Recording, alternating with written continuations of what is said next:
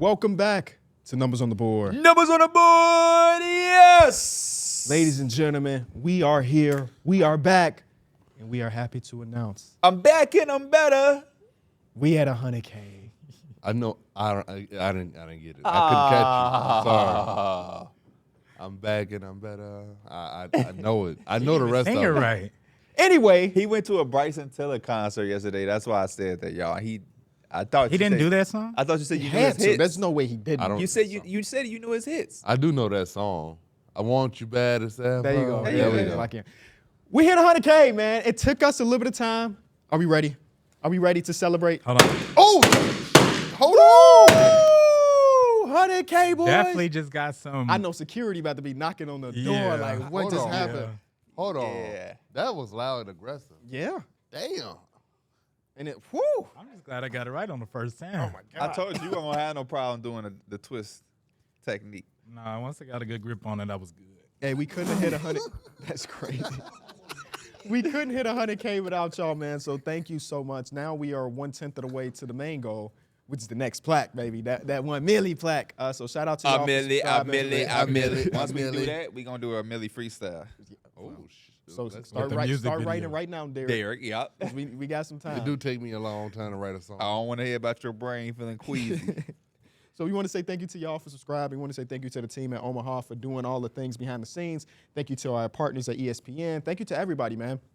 Transitioning away from the last company into something new was a gamble, changing the name, gamble. We appreciate y'all finding us and resubscribing. But now tell a friend that we are on the road to a million. It wasn't as much of a gamble. You don't think so? It was, but it wasn't as much. Can you grab me those, Mike? I'm saying it with hindsight too. We on TV now. We are. We did. We made the right decision. Tuesdays at 2 o'clock Eastern, by the way, if you want to tune in. How we doing today, though? I'm doing good. I'm actually amazed at all this confetti though. I didn't Like, realize it's it was kinda- going to be this much. But we did pop 5 of them because Austin had You one got to behind let the the camera. janitor in here. Yeah, no. Oh for real. yeah, true. I'm doing good too. I'm just glad that we getting some incredible basketball. The weather where we live has been phenomenal. I think we getting to that point. We're getting closer and closer to the draft. Summertime shots. The best Rumors, thing. Yep. rumors is coming up. Summer League is coming up. Everything is just going on the up and up. And yeah, we just hit 100K. So I'm feeling good, man. I'm feeling how I look. Fine. Feeling amazing. It's a beautiful day That outside. big know. ass hat you got on. I know. If I turn it to the front, I kind of look like 50, don't I? You rapping. That's all that matters. You rapping. Whether it's to the Said I front or look to the like back. 50 for the- 50 coming at the stereo. You got to get into the comment section like 50 though. You got to start treating them. Yeah. Because they do be on you. Yeah. 'Cause- I was laughing yesterday. Appreciate that. I was laughing yesterday because I was scrolling my timeline and I seen Kenny come to the immediate defense of Rudy Gobert. Oh, for real? I didn't see this. He had a whole audio spiel on there, and I was let's just talk like, about bro, it because I swear I didn't see any of this. I can just tell who really watches basketball. that by was their the tape. funny thing right there. Wow, what was going on? Because- Because as soon as the game was over, I went, I did my video, Pee Wee the Plug. Make sure you go check that out and subscribe. And I was like, all I know is I haven't seen anything yet because I'm doing this right after the game. But the conversation is about to be funny because we already got Crazy. people saying give back the Defensive Player of the Year. Yeah. And I just know that, yeah, it was going to be on That steroids. was the quote that I took away from that, and it's not gonna be verbatim, but it's just like, if you blame it, Rudy, then you don't watch basketball. Van Gundy made a good point that I thought could actually have a conversation where, like, Rudy is a great defender. That's why he has a Defensive Player of the Years or whatever. But if they were going to hunt the switch, Van Gundy was like, should you maybe take him out? And just even the question Right. is like, that's what makes the Rudy Gobert conversation, it could be good.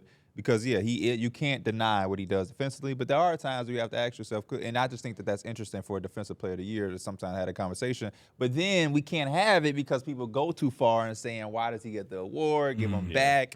Every time he get dunked on, it's like, man, the Defensive Player of the Year ain't just get dunked on, did he? And it's like, come on, man. You know what's crazy about watching is that he stayed in front of There's him. nothing he could have done. He literally played solid He defense. should have blocked it. His feet were kind of crossing over though, and I Yeah. could tell that I mean, he wasn't gonna be able to recover on He anything. moves like a baby giraffe He does. in space.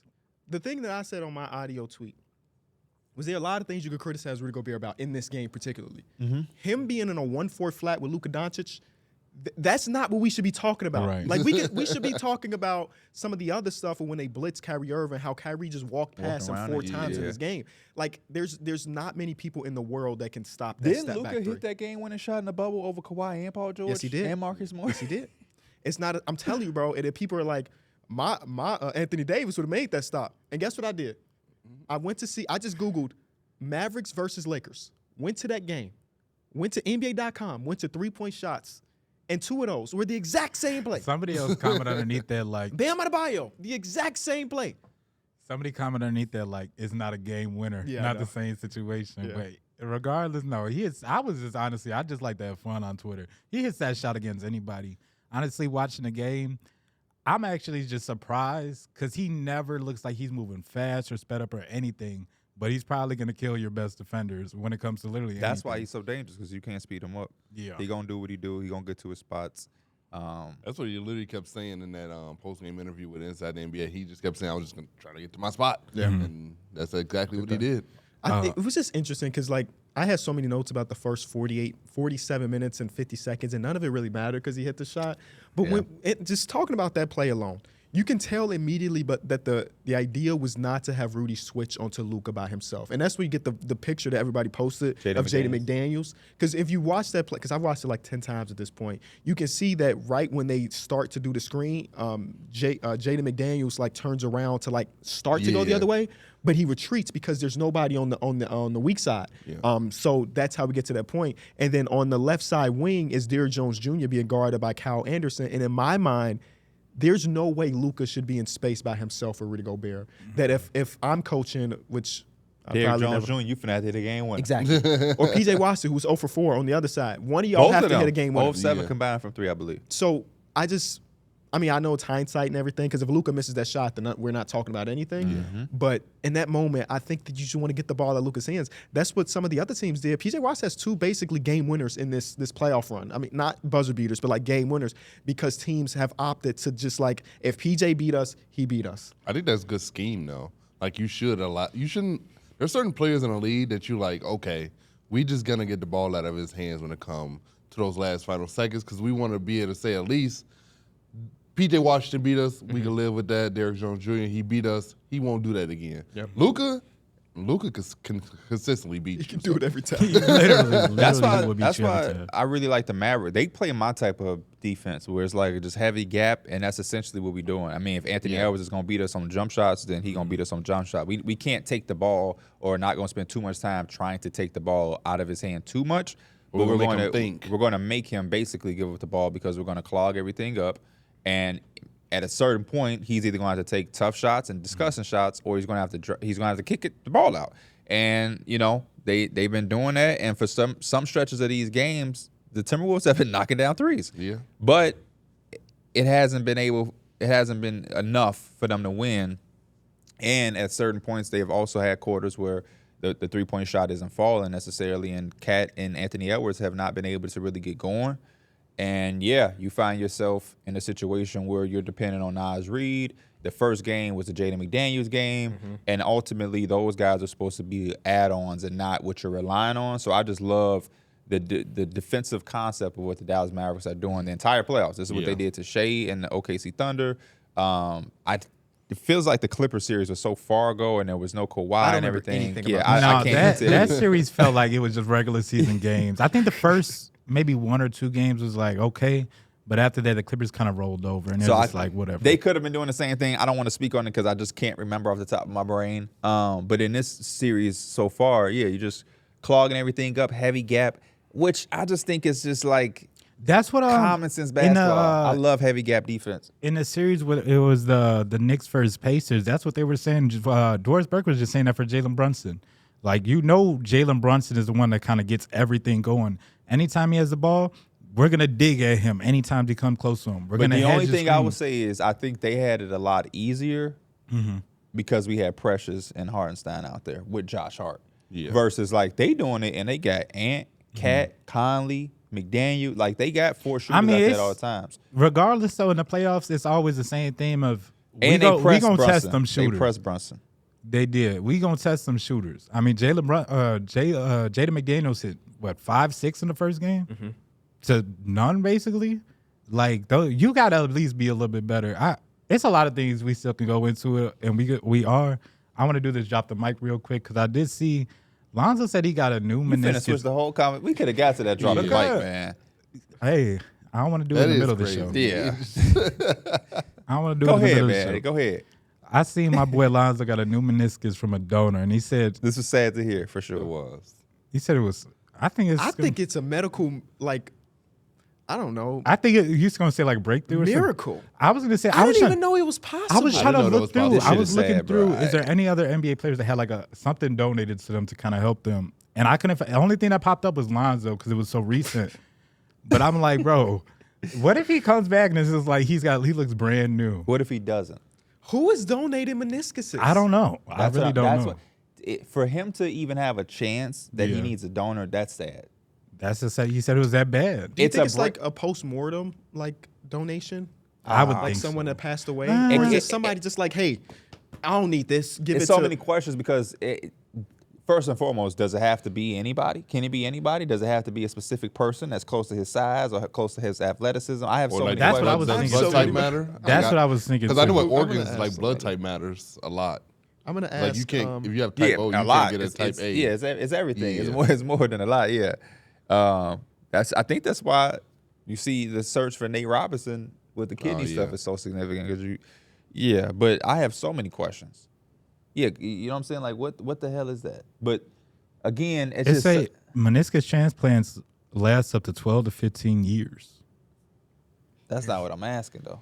I'm just saying that like That's enough to Isn't- finish an NBA career. That's it's a just not fitness one. uncommon. We haven't seen it in like the NBA, but apparently it doesn't look like it's the most like uncommon thing. Brian Sutterer is a doctor, a sports doctor that I follow on Twitter. And he quoted the tweet where Lonzo was talking about this. He said, I can't recall any cases of an elite athlete getting a meniscus transplant and returning to play at a high level. Doesn't mean that there isn't any out there, but I'm not familiar with it. And he dropped a full video about it that I haven't got a chance to watch.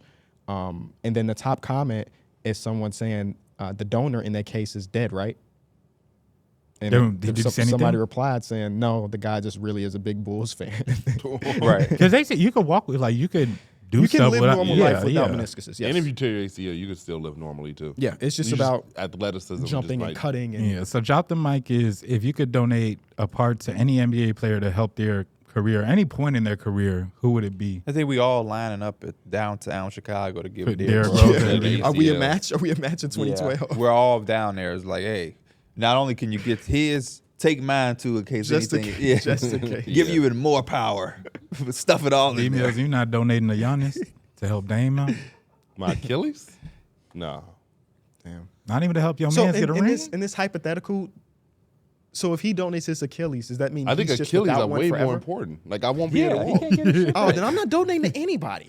Yeah, my Achilles, I won't be able to walk. My ACL is way more important than the Bulls championship. I'm sorry. Well, And they're ACL, not you even can getting the operate- championship. Yeah. Lonzo will come back and they go win. No, I'm talking about the Derrick Rose in 2012. Oh, okay. because Man, we had that one. Are they? Imagine donating it and then we still lose to LeBron. Exactly. Which is Yeah. possible. At least you get to watch your favorite player play instead of him get injured. But then you can't I walk don't. no more. Yeah, I mean, it's a good situation. I feel happy for him that he happy, but I don't like it, man. I really don't. He said he's gonna be there for opening day. He said he feels good. That's the There's been plan. no setbacks. I'm afraid for it. I'm a big Lonzo fan for a very long time, man. At this point, it's kind of it's different than Ben Simmons. I was gonna say more hope for Ben Simmons or for Lonzo. For Lonzo Ball, for Lonzo. it's way yeah. different, but it's the same. And I just have at this point, I just have to see it. I don't need. I'm actually not a fan of him doing a podcast. I don't need him talking about any of that shit. Just do it. I think players are getting to this point where they're doing so much talking and it's so much, man, I'm gonna do this, I'm gonna do that. Man, just do it. If you're gonna Well, be there game one, just do it. In his defense, it is like a 3-minute segment in an hour-long podcast. It's not like that's the But I entire saw the show. other clip of him talking about the Hawks. Or they asked him about the Hawks, and it's like, man, I don't care what they do. I actually, I just don't. He can do whatever. what's the? I didn't see that clip. What the Hawks should do with the number one pick. I think he said something like, "I hope they get worse." Yeah, or something like he that. hope they start over. But it's like, That is funny. do whatever you want to do. I'm not saying he's his own man. I just personally, because I haven't seen him for so long, I just want him to be right. And I don't want him to be, you know what I'm saying? That's just me. I just want to see my guy get back on that court and be right. He don't even have to be the same player. He had to be explosive. I just know it must suck to not have played for what? How long has it 2 been? years, over 2 After he years. was just getting in your groove, Getting too. in his bag. Because this Yeah. dude, these two dudes, talking about he should be in the G League and can't shoot.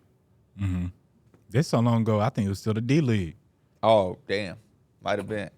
Anyway, How does that make you feel? the episode is on Spotify if you want to know who actually said that. How does it make you feel that you was really arguing that? Looking back at it, I'm just like, why would I say that about such a young player? But like, Patrick Beverly Now- did that to his head.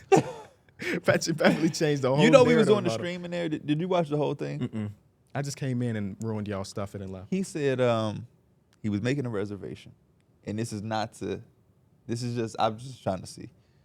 He's making a reservation to a Frank Sinatra restaurant. Here? No. Oh, okay. When you hear Frank Sinatra, who do you think he is? What is he to you? He's a singer. Okay. Fly me to the moon. Okay. Yeah. Why? I said, oh, you going to Frank Sinatra? He said, yeah, the mob boss. Is that he actually? He said that for real. Yeah, and I was like, hey, brother, do me a favor. Open up your phone, go to Apple Music. And he was like, oh, wow, he's a singer too? And I was just, I just didn't know if that was like D Mills having one of his moments or if like a lot of people just thought he was a mob boss. So I've asked a couple people and everybody says singer. Okay, yeah. But this ain't a pile up on D Mills moment. I was just curious. Where would that come from though? Because don't you feel like I was telling him he's probably heard a dozen of his songs in Portillo, working at Portillo. 100%. Yeah, That's the vibe for sure. Yeah. I just didn't didn't even even know. know it was him. Damn. Well, he was him. And he got like 60 albums. Yeah, I told him, like, bro, you talking about a dude So that what's got the odds that 60 you haven't heard albums. one of them songs of 60 albums? You've probably heard "Fly Me it, to the yeah. Moon." There's Fly no Me to way. the Moon, Yeah. you've heard the Christmas songs, and you've heard so much in Portillo's that I probably I know never heard. 5 songs at least just off the one Family Guy episode where they had him in there. You're crazy. Can we get back to the game though? After we was interrupted for Lonzo Ball donation tour. Lonzo Ball, we miss you. Come back. What is your answer to your own question?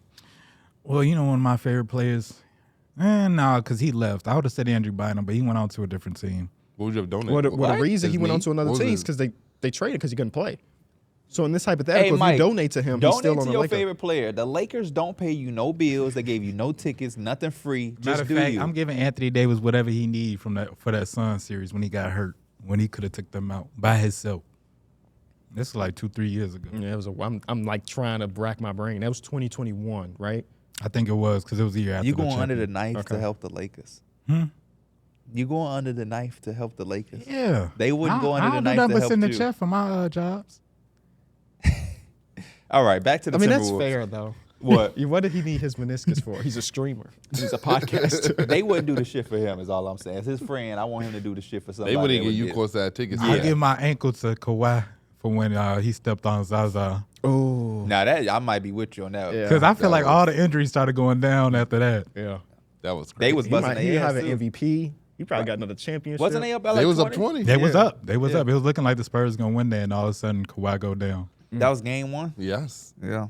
I was very excited to see Me how that series too, was going to man. turn out, man. They was probably still going to get their ass crushed, but At least they was going to win game 1. yeah. But Kawhi was on some other stuff, so maybe not. Gave us a little bit of false hope. Minnesota against Dallas, though. One of the big things early on, I took a lot of notes, like you said, too. And I was a little disappointed that it came down to a game-winning shot because all of that had to go out of the window. Karl-Anthony Towns picking up those 2 fouls in the first 4 minutes. I mean, we can't speak about it enough. He always has like 2 or 3 just dumb fouls. And it's gonna follow because the with second that one face wasn't like he didn't necessarily a foul bad him, too. foul, Yeah. but because you picked up that first one that I can't even remember. I That's don't how remember the first silly it one either. was. It was an away from the ball foul, too, like he was holding or something. They have a lot of bad fouls. It's just like you don't even know the situation. Like they had a clear. Rudy fouled Luka on that one play, and it's just like why? In the fast break transition. Yeah. That Oh, Luka yeah. Clear stopped. pass. Yep, Yeah, yep. Luka it's stopped just like, hey, like- what's that about? Yeah, he did like close fists Yeah. around They his had At another- first, I wrist. was like, Luka doing too much. Then the replay showed, and he boom. There was Yeah. another one where both teams was in the bonus, and then what was it? They were shooting free throws, and PJ Washington just tried to just slap at the ball 90 feet Yeah, away, and Kyle he got a Anderson. foul. Yeah, on Kyle Anderson. Why? Put him at the You free throw know line. you're in the bonus. You know there's a situation where they call it. Why even put yourself in that position? He did a good job on Cab, but I definitely did not like this game from PJ Washington. He had that foul. The turnover late. The turnover, he had one that went between his legs as a turnover. He airballed the floater up the offensive rebound. He missed every three he got, and I went back and looked at every single shot that he took. Every three was wide open. Yeah, a lot of makeable shots. One got blocked. It was a full court heave that Nickeil Alexander-Walker blocked. So three of his going into the four shots were completely wide open. I'm talking about not a person in sight to even close out barely, and he just couldn't make them. He did have that one on the right block where he went over somebody, but it was over two defenders. I'm like, damn, he just did a full-ass post. Is what with that post third up quarter? Fourth quarter. It was like a post hook. I think he was posting up. I forget. It might have been like Mike Conley or something like that, and they kind of helped over it. But hey, how do y'all feel about the Kyle Anderson minutes? I think he's been productive. He's been solid. I looked at the box stats or whatever, because like from watching the game, I was like, the Mavericks gotta love when he's on the floor. That's how I feel too. Because it's just like you don't really gotta respect if he's gonna make plays and make those little jump shots. We're cool with that. Fool's gold is what But I would call mean, it. I thought game one was the game that they should have capitalized on that because he gave you 11 off the bench, and I thought he looked good on And the then you only court. played 4 minutes in the second half, which I thought made sense because when they closed out this game, it's Anthony Edwards, it's Jaden McDaniels, it's Kyle Anderson, Naz Reid, Rudy Gobert. We got to talk about Naz Reid closing over Cat too, which is something they didn't do a couple games ago. But Dereck Lively is on Kyle Anderson. Help it off. And yeah, he's just sitting in the paint.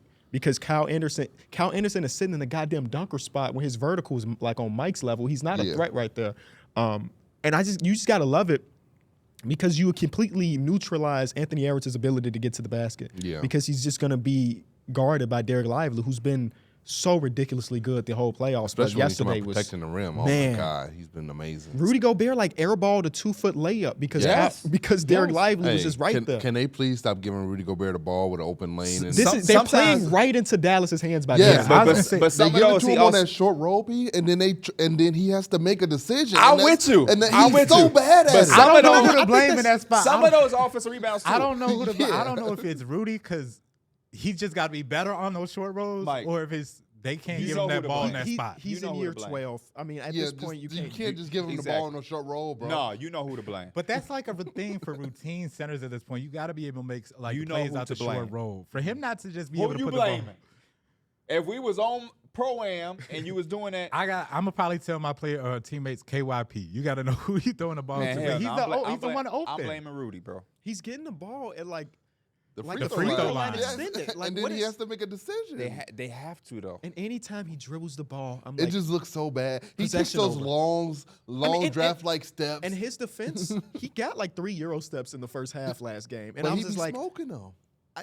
if that's where my offense is going, or the offense of the opposed team is going, I feel so good if I'm Yes, Jason Kidd. yes. I feel so good And about then it. there's always Dereck Lively or Gafford there walling up, and he has no finesse or power to go Even when through he's him. not getting at the free throw, I saw him get it way closer to Yes. the basket and he didn't do anything. I'm blaming Rudy Gobert. Yeah, he What tried it- to do like a full post move yesterday, and I almost pulled my damn hair out. He like, threw the can we ball do over the entire something? rim. Can we Then he do missed a something? bunch. And it else? don't matter who it is. It don't matter if it's Luka, Kyrie, DJJ. They switch over, and nobody's worried about Rudy. No. In You know what I'm game saying? one in the fourth quarter, he had Nobody a really big is. dunk that I felt like, oh, wow, if you do that a lot more. I you'd think be one, all right. one of the problems with Minnesota right now is that their pick and roll ball handlers aren't much of a threat on the passing. And what we're seeing in this series is that obviously Luka's one of the best pick and roll players in all of basketball. And they ran a lot of double screens in that second half, and that's how they came back into that game. Where Luka is so much of a threat as a passer that if they're playing drop coverage, obviously he gets to that mid-range area. He'll put Jaden McDaniels in jail and just shoot over. Or anytime Rudy Gobert is up, there's nobody tagging the roll man. So it's a lob every single time. Bro, he was spoon feeding Gafford and Lively all game. Yeah. And then what's crazy is that you got this double-edged sword where if Luka want to take a break, now you got Kyrie attacking you, and I was Kyrie's saying, making yeah. the same reads. And they're blitzing Kyrie, and Kyrie's just walking straight through the Yeah. around And the blitz. This is a around the blitz. phenomenal playmaking game for Kyrie as well. Yes, it has. He was short on a lot of his shots and everything, Until but I the felt fourth like quarter. Fourth he quarter was came around. really, really finding a way to get them dudes the ball. Especially that one play where he lost it and was still able to Oh, lob it. he to still the lobbed it ground. up. Yeah, that was was a crazy that was one. Yeah. crazy. And the biggest thing for me going forward is they're not tagging because they don't want to give up those shots. Yeah. One of these games, if not both at home, they're about to have an avalanche of those shots going in now. Because like you always say, World players play better at home. so you can't count on Derrick Jones Jr. and PJ Washington going absolutely zero from three. 0%. That Dallas crowd's gonna get them going, and those shots gonna start. And to now fall. you're really gonna have to pick your poison because the next game they might start tagging Yes. Lively or Gafford, and then now PJ Washington is going to decide to hit 5 threes. Yeah. And then that's where you kind of are just like, stop. And because in game 1, Dallas only made 6 threes. Yes, Only they 6 did. threes, yeah. And Minnesota made 18. That's a game where you look at it and you think, damn, we should have won, but then you lose by 2. But and then, a lot of those threes came in the first half of them. When it got to crunch time, yeah. they weren't making them. Luka so. hit that 1-3 where he got the ball top of the key and he waited for a defender to get there and then took Pump the fake shot. from JJ. Yeah. Like, what are we doing? But that's I just feel Luka. like Minnesota, you gotta like expect this from Dallas. Like Luka and Kyrie, they gonna take over down the fourth, but you gotta make sure you're also putting points up on the board. Like those turnovers down the stretch, they killed. Game 1, 2 turnovers. Free throws and turnovers will be the detriment to a team. Let's be real. Anthony Edwards has not been good for the last couple No, games. he hasn't. He had a solid first half in game 1 where he wasn't scoring, but he was playmaking. He was doing all the other stuff. But other than that, it's been such a disappointment. Where like we saw him over the last 2 series see food and eat, and he said he wants to dominate the people in front of him. The reality is when they went against the Phoenix Suns, it's not somebody on that rim that's on that team that's rim protecting. You go against the Denver Nuggets, as much as we love Yoke, he's not much of a rim protector. Now getting to that basket and finishing through Daniel Gafford and Dereck Lively is so much tougher, and they're making it really hard on him. Has he seen a perimeter defender like Derrick Jones Jr.? Not and with Phoenix. KCP's I good. didn't mind Aaron the shots Gordon at the and rim though. KCP. The shots So- at the rim though, I felt like those are shots he could make, and some of them just kind of bounced out. It's the more so like I think he does settle for a little bit of those pull up threes. He has made them, but I just feel like he could get so much more. Like he can be aggressive and get to the point and get all that. I just think they're speeding him up, and I think that's why he's kind of rushing some of his shots and they're just off. You In game definitely 1, see him he shot- settling a lot more. He shot shot most of- 16 shots and 12 of them were threes. Majority threes. And he said in that post-game interview they were playing drop and it was just open, so I took him, which I understand. But goddamn, I they did want- like that's- what he that's also they want said from you that to do. like he was like, sometimes I'm trying to make the right play by passing it, but sometimes to make the right play is me shooting it. And I think we're gonna see a more aggressive him. And you know what? I don't like it, D-Mills. First quarter, he was You don't like aggressive. it? He got to the basket every time he wanted to. And I was telling P too, because you can just watch Anthony Edwards shoot the ball, but he gets a lot of lift on his shot, like when he does. And we already see how like tired he is from having to guard Kyrie and have to exert pressure on the offensive side.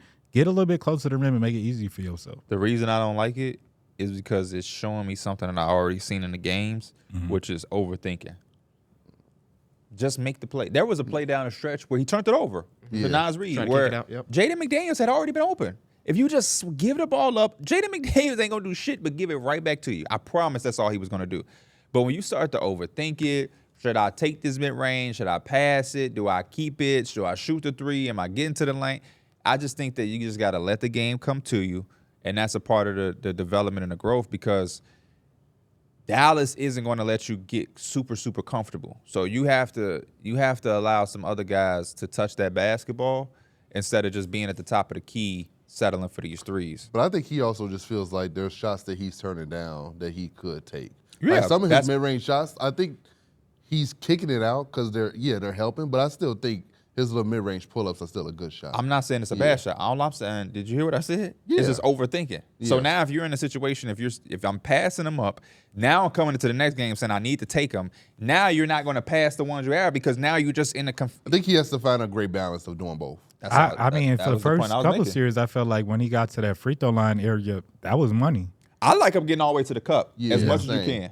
As much as you can. In this game, when he did you dig and he got to the free throw line, I think he scored he went 2 of 7 in the first quarter, but he had 4 or 5 free throws. Yep. That's the end I like. You're not always gonna have these super efficient games. It's not always gonna be the sexiest stuff. You know what I'm saying? But if you continue to put pressure, that's how the Mavericks win these games and stay in these games even when they're not shooting the ball well. They have not had the 3-point shooting in these 2 games, but they have dominated the points in the paint. They're getting 8 points in the paint, and Minnesota needs that. You got Karl-Anthony Towns as a 7-footer. His first 2 shots of the game are one-legged fadeaways over PJ Washington. Bro, that was nasty. A sideline out of bounds one, and then one in the first shot of the game. And Yes. then a corner 3. Your first 3 shots are perimeter shots. And then by the time you get an easy one, you miss that one because you are already in your head all 4. You got some, but then when he did make a couple, he had PJ one-on-one, back to him, boom, quick move, I'm in there. Somebody has to put some amount of pressure on the paint. It ain't going to be Rudy. If Cat going to be taking them dumbass shots and those soft shots, it won't be him. Mike Conley's not going to do it. McDaniels ain't going to do it. And Nas Reed had an amazing game because he made, 7 threes? That's the game you got to capitalize on. Anthony Edwards has to The game you got to capitalize on is the Jaden McDaniels one. And Jaden McDaniels, Cal Anderson collectively. Right. Yeah. So I mean, I feel like both of those games were Absolutely. You had to got 7 threes from Nas and you lose. You gotta. That's one you gotta be like, okay, we gotta take this. And even on the last play, when they got the opportunity to win it, the Dallas Mavericks did exactly what I thought that the Minnesota Timberwolves should have done, where they showed to Anthony Edwards and forced the ball out of his hands to say, if Nas Reed hit the shot, and it was tip so our cap. close. Yeah, if Nas Reed hit another three, it is what it is. The play before that, though, when they did the pick and roll and Ant threw it out of bounds, I thought Dereck Lively, I thought this is one of the things that was very good about him coming out of college was that he is good in space sometimes with guards. And you saw him, like, hold his own in that ISO situation against Anthony Edwards, who's one of the best guards in the league, and then he forces him to kick it out, and now it's a turnover. I think Dereck Lively is showing you everything that he could do on the basketball court in this playoff run. I watched this game at my dad's house because it was my stepmom's birthday. And it was a big get-together. And one of my dad's friends who doesn't watch a bunch of basketball, he knows Luka, he knows Kyrie. He asked me, who's Dallas's third best player? How would y'all answer that question? Depends on the night.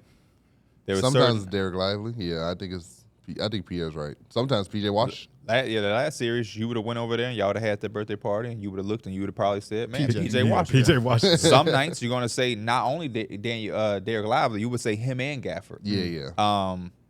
The rotations that Jason Kidd got with Gafford and Lively, they doing it right now. He does that the little 4 or 5 minute interviews, so they just always got energy to keep running the floor and do what they do. I think. What I answered to the question was Dereck Lively, by the way.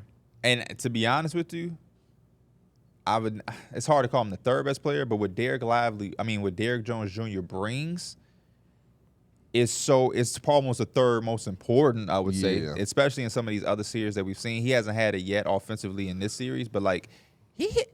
Was it the Thunder series? Yes, he hit the fadeaway and shit, yes, and then the dunks and the offensive rebounds, and then the threes he was fits into hitting. one of those like motor players that you would think like, just knowing him and from like over the last couple of years, you wouldn't think like this is another side of him that he could bring to basically a championship team at this point. He's on a minimum right now. Hey, he's not going to be on a minimum for long. His market is about to be crazy. He's going to get like a $15 million a year contract. I think he could get a full mid-level exception from some team, and maybe that team is Dallas if they. I hope it trade is. some other people. You don't get this far and don't bring him let back. him go. Yeah. But yeah, I think you answered it right in the moment that Dereck Lively.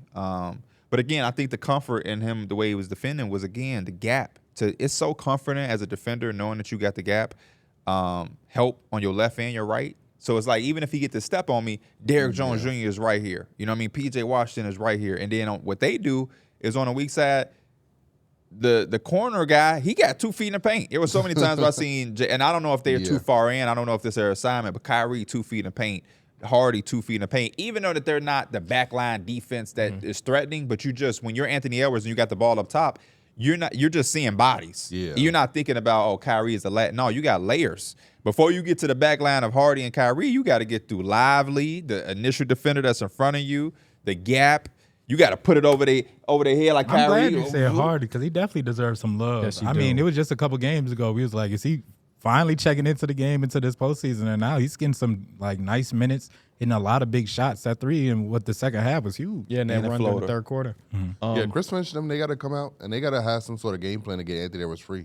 Like you got to come up and draw some things out, get some screens going, get some movement, some fluidity. Because when you stagnant, you sitting, it's so easy for a defense to just lock in and do what they want to do and like sit in the gaps. If I think you it'd run be a more easier. fluid offense and get guys moving, cutting, like it could just open up so much for you. I think it'll be easy if Karl-Anthony Towns come out and do what he need to do, which is not fouling and then being Aggressive. a constant threat offensively and not bailing teams. If I'm PJ Washington and I'm guarding Karl-Anthony Towns And he's shooting a fadeaway and one he's leg, shooting a one leg I and won. fadeaway mid range, oh my gosh, I'm giggling inside like yes, thank you for letting me off the hook. Yeah, Luka gave him and Dereck Jones Jr. a lot of praise at his post-game conference because he said they show up, they play basketball, and they don't complain.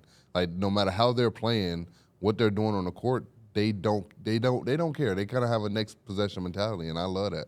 Especially when you're talking about they have to guard the best players every night, and they don't complain.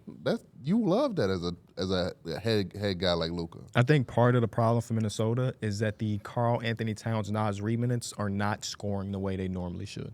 Oh, you talking about them playing together? Yeah. Yeah. They can't score anymore. I'm looking at the numbers right now with Karl-Anthony Towns and Nas Reed on the court together. Their offensive rating is a 104 and their defensive rating is a 121. That's minus about 17.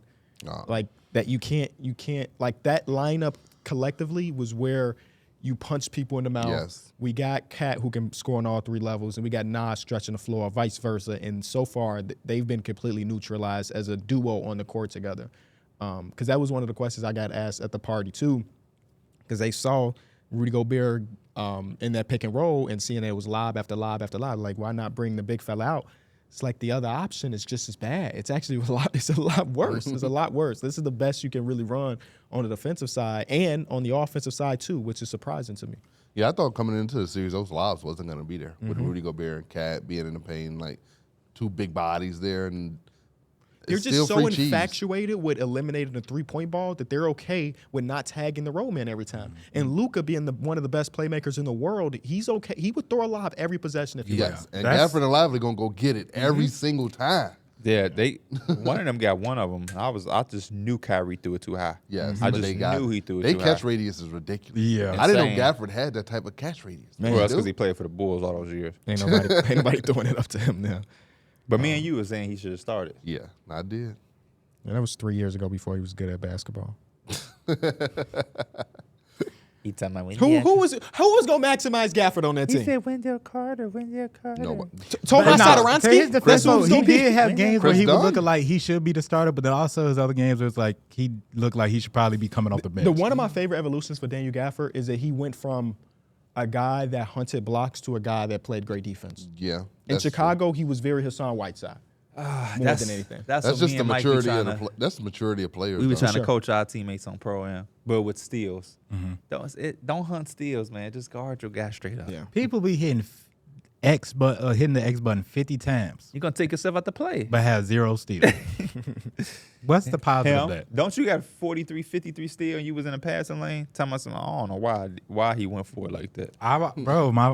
My sophomore year, I remember the coach was saying, he's telling one of our guards, Brian, he's basically saying like, how many blocks you got on the season? And Brian said 0.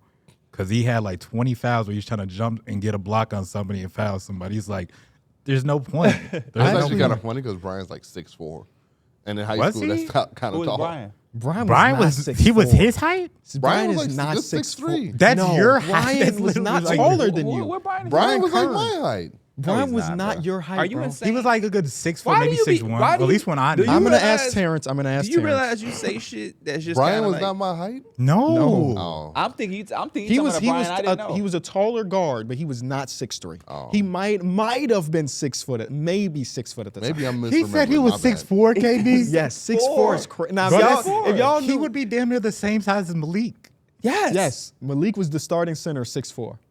We could probably look it up on. No, because No, they had the everybody first one is except not even everybody Time except for me. Time out. You got everybody They had with- Mike listed as 6 with foot. this reaction, For real. And I'm you're not still no doubting 6 it. foot. No, you're right. What year was that? That would have been 2012. This goes to 20, another like, one of your. 13. What do we call it? 2013, Is I it would say. over exaggerating, D-Man? What is it? Yeah, basically. I always exaggerate his size. Oh man. I just don't know where you be at sometimes. There's more people like him. Hey, 6'4" for him. I literally thought you was talking about a whole different person. That's why I asked. Yeah, who you is kept Brian? asking who was I'm thinking you're talking about some freshman exaggerated B team That is so tall crazy. dude that probably wasn't coordinated. You talking about Brian Kern, bro? What was he? 5'11", 6 foot, Something like that. 6'4"? Terrence said now he's about 6'2". When he was, because he was a freshman playing with us, he was not 6'2". Yeah. He maybe was 6 foot. He a couple maybe. inches off. 6'4" is wild. Yeah. Boy, he would have been. He'd have been in that. He might have been on Yeah, I varsity was- as a freshman at 6'4". I actually had a dream about us playing basketball again, like 2 Was it nights B ago. team? Like, Uh, you talking about like actually in a real game? I thought yeah, like, but Mason was there and John was there. Oh, y'all. So it had to be B team or something. Y'all was getting y'all ass ran. No, we ain't lose. Don't Oh, sleep. okay. Oh, he had to be at the Y. Oh, yeah, we Was also didn't- Mason his size now? He was skinny Mason. So Okay. yeah, you know how dreams be just kind of crazy. Because freshman year Mason was definitely more of a burlier body, more of a 5 than a 4. That's what popped in my mind when he was like, Mason had to always be like a defensive lineman to stop him from leaving at Buffalo Wild Wings and talking to that girl. But then in my mind, like that had to be Big Mason because Yeah. Little Mason probably would have got his ass pushed to the side Mason real definitely quick. held like his it's own two in that different people. situation. Big Mason and Little Mason. Dereck would have got this Mason out of there. Yeah. It wouldn't have been no blocking him to get out of B-Dubs. Is the series over? No series is ever over. Nah. When you got Anthony Edwards, I think there's a world where he can come out and play a lot better. If he plays a lot better in those 2 games, they win. So I think he's going to go to Dallas, different mentality, more aggressive. I think you're going to see a different version of him. So Can y'all give me a it's over. scale? Like, how confident are you that Dallas wins this series? Oh, if I was a better man, 80%. I was thinking Yeah. 85%, yeah. Yeah, it's more like 70. I'll go 70% for me. Okay. All y'all picked the Timberwolves, right? Indeed. Yeah, we did. I did at Yeah, least. it's kind of hard to Y'all better hope. when you lose home court like that. It's I don't push deflating. no agendas. Because I just seen Clips post the playoff thing. Yeah, Dereck has the best record so far. I'm 10-2. 10-2. Okay, I don't know why I thought and it I'm was 8-4. I think You Mike is 8-4, 8-4. I'm 7-5. 7-5. But your record about to go up, maybe. Maybe, unless the Pacers come back and You know I what's can't so believe crazy? you picked the Bucks to lose to the Pacers. Yeah, Yes, I they didn't did. have Giannis. Yes, Yeah, you I did. ain't know that. No. Oh, right, they didn't have Giannis. They didn't. They still had Dame I at the time. picked the Bucks thinking that Giannis would be there by game 3. By some game, And yeah. He just didn't play at all. Yeah, I just with the question mark on Giannis, it was hard to bet against them. The Magic let me and you down too, because we took them on some. Oh, yeah. That's just what I'm saying. Hey, They almost got Yeah, it. right they there. did. They did. They were the They were last, up in the game 7. They're the only team that didn't have a major injury. You got to think about it. The Boston Celtics are down without Kristaps Porzingis. At the end of the Cavs series, no Donovan Mitchell Jared or Allen. Jared Allen, no Jalen Brunson at the end of their series. Joel Embiid damn near was gone. Like every Heat-headed single injuries. The Heat had Jimmy Butler gone. Like Eastern Conference been Haliburton is now probably. Halliburton. This is about This to be is so crazy. crazy because we just spent 40 minutes talking about the last series. And now it's just, The Pacers Celtics series, I really don't have much to say other than the Celtics are just the better team. Yeah, I Jalen mean, Brown is about to win conference finals player. Yeah. And there's already conversations around Tatum. we was And now doing Vito it went during away. the stream. We were Oh, for talking real? about him too. Okay. Because we was just talking about his shot diet. Like some of his shots are you just like, why are you doing that? But then you see him get in his bag, get to the rim, and finish through contact, and we like, where is It's like this always JT, at? bro. You got TJ McConnell on you. Why had you taken Yes, the that's- back down fade away from Wait, 15 foot out? Before we really get into it, you know it's that time. We have to hear a word from our sponsor, but then we'll get into the things we love that didn't love about the Eastern Conference Finals so far. Why should you bet with Caesars Sportsbook? 2 words, Caesars Rewards. Every bet brings you closer to the type of benefits only Caesars can offer. Hotel stays, VIP experiences, sports and concert tickets, and more. It's not just an app, it's an empire.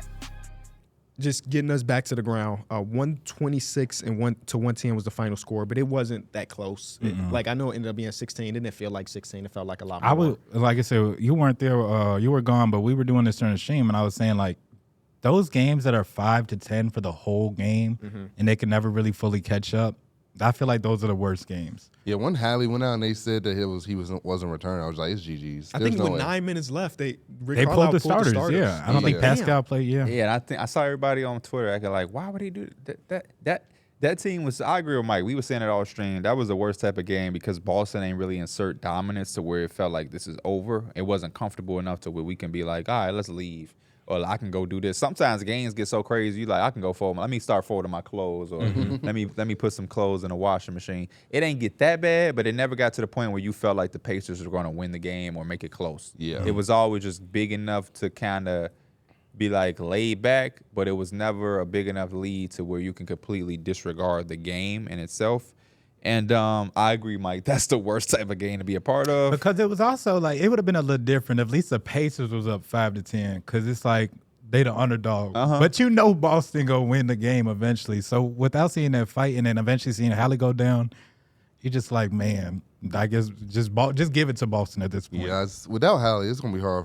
There's no way they win in the game in Indy. Like Haliburton is They like undefeated your at only home chance. so far? But Haliburton's like your only Yeah, chance. I mean, in game 1, that was their chance, and he damn near played perfect. I mean, he had some like Yeah, he ain't played Yeah, he perfect, played Mike. perfect. He ain't played he perfect. played it just about as good as you can. Yeah, he definitely didn't play perfect. He played. He had played 3 good. turnovers. Yeah, I I was was stretched. turnovers. I'm Yeah. dribbling turnovers. off his foot. Yeah, Drew Holiday clamp session. It was Man, yeah, it it is was- Drew Holiday. It Send is him Drew left, Holiday. and he in trouble.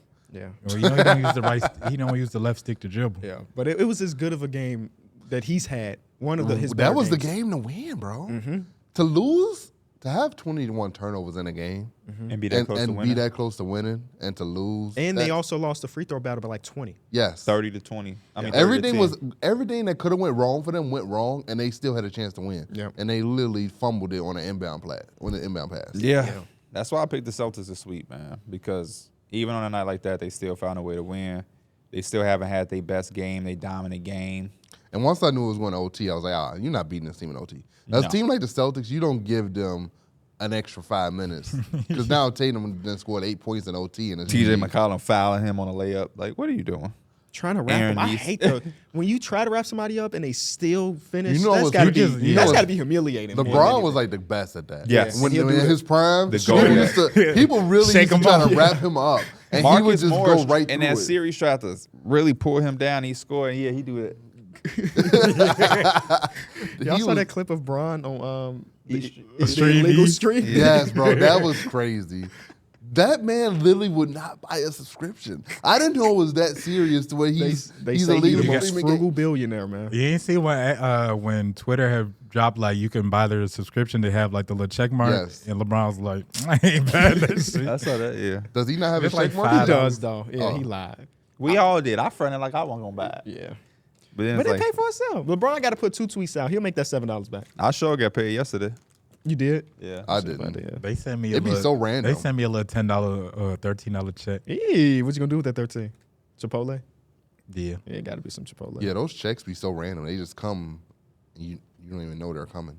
I mean, I don't have anything else to say about this series. Jaylen Brown's been phenomenal, though. Oh, man. I think in the first half, 6 of his baskets were just at the rim, layups or dunks, and he's just asserting his dominance there. Pascal Siakam was amazing in game number 2, but he didn't really have any other help.